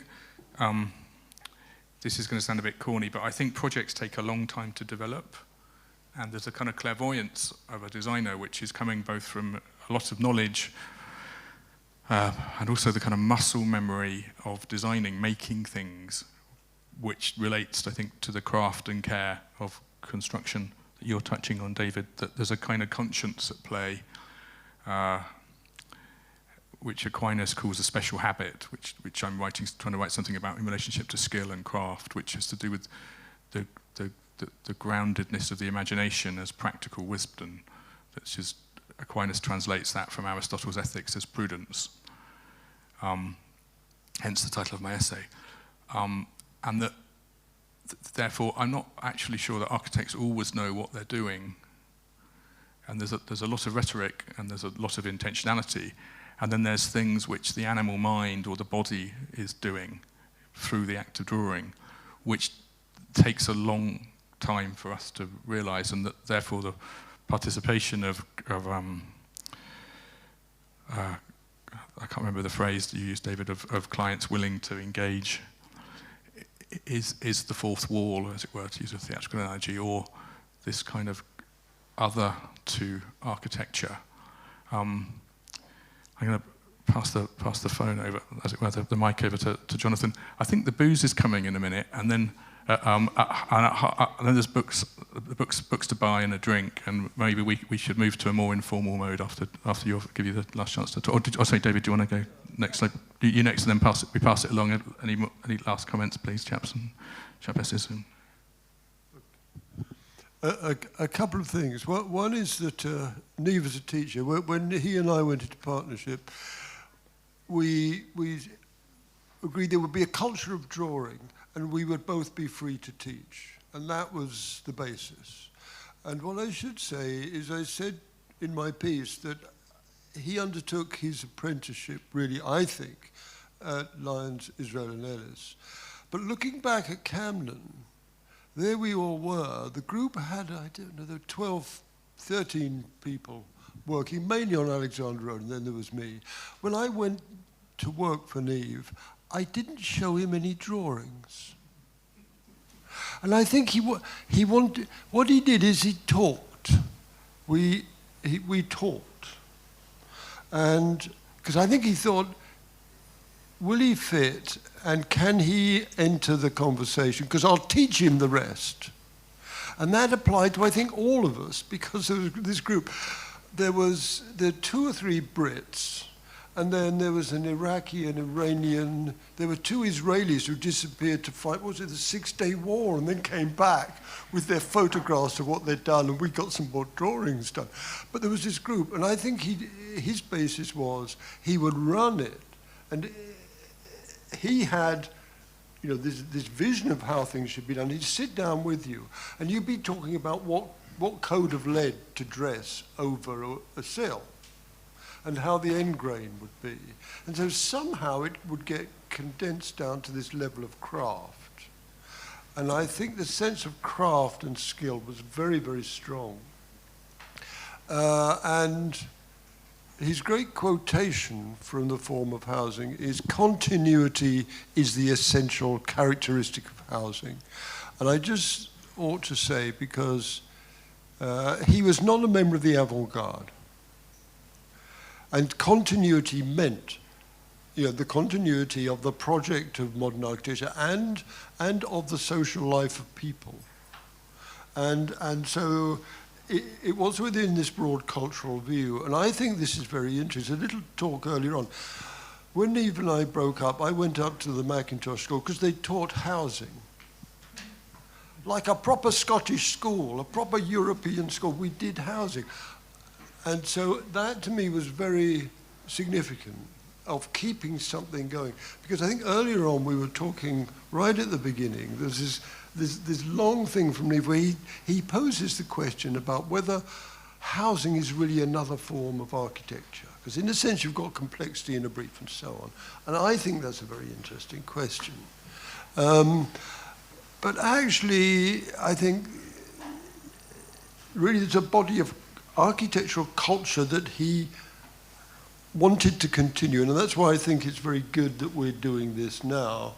Not not to say Neave got it all right, but actually it was that determination to keep an architectural culture alive.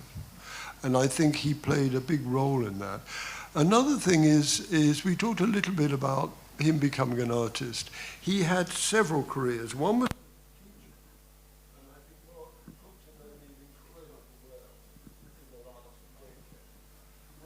you talked about him producing the drawings of Alexandra Road, I think the B block, while he's teaching at Cornell. So Neave, being half American, is going backwards and forwards and with Sidney Cook's approval, producing the drawings of Alexandra Road, the other side of the Atlantic, and teaching. And this was, I think, very, very important.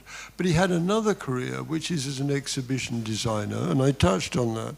But he designed about 6 or 7 exhibitions at a very high level. And another conversation I've had with Mark is that Paul Williams, Alan Stanton's partner, Stanton Williams are a firm of architects, but Paul studied to be an exhibition designer.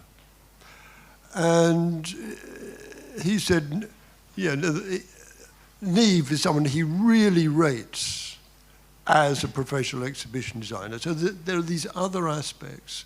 And finally, on sustainability, with the Camden work, we were working within the building regulations as they stood. I mean, it's shocking to think that we could build single glazed buildings.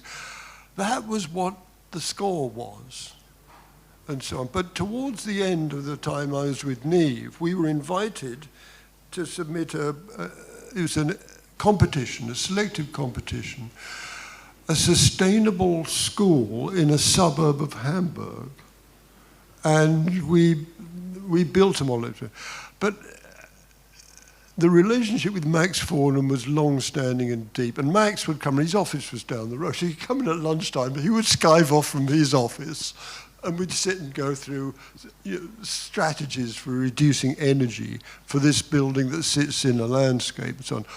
All of this is in the archive in Fulham for the RIBA and so on. But it's not that he wasn't interested, it's just in a sense history moves. And that's about all I've got to say.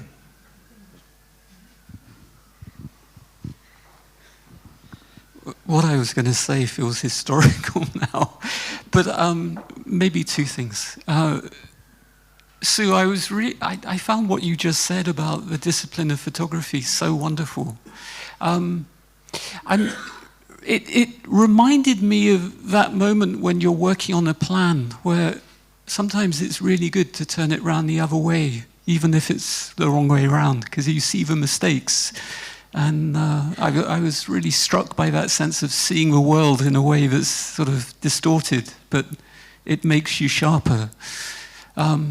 Of course, I think to a lot of the audience, drawing by hand and trying to work out a plan on a table is maybe archaic. And David, I'm really glad you mentioned exhibition design, because I remember when I met you for the first time, you were working on the Korb exhibition at the Hayward Gallery, and that was a substantial exhibition, and it felt it would be remiss of this occasion not to mention it, because I think there was a profound fascination with Korb's work as well. I mean, it's sort of obvious, isn't it?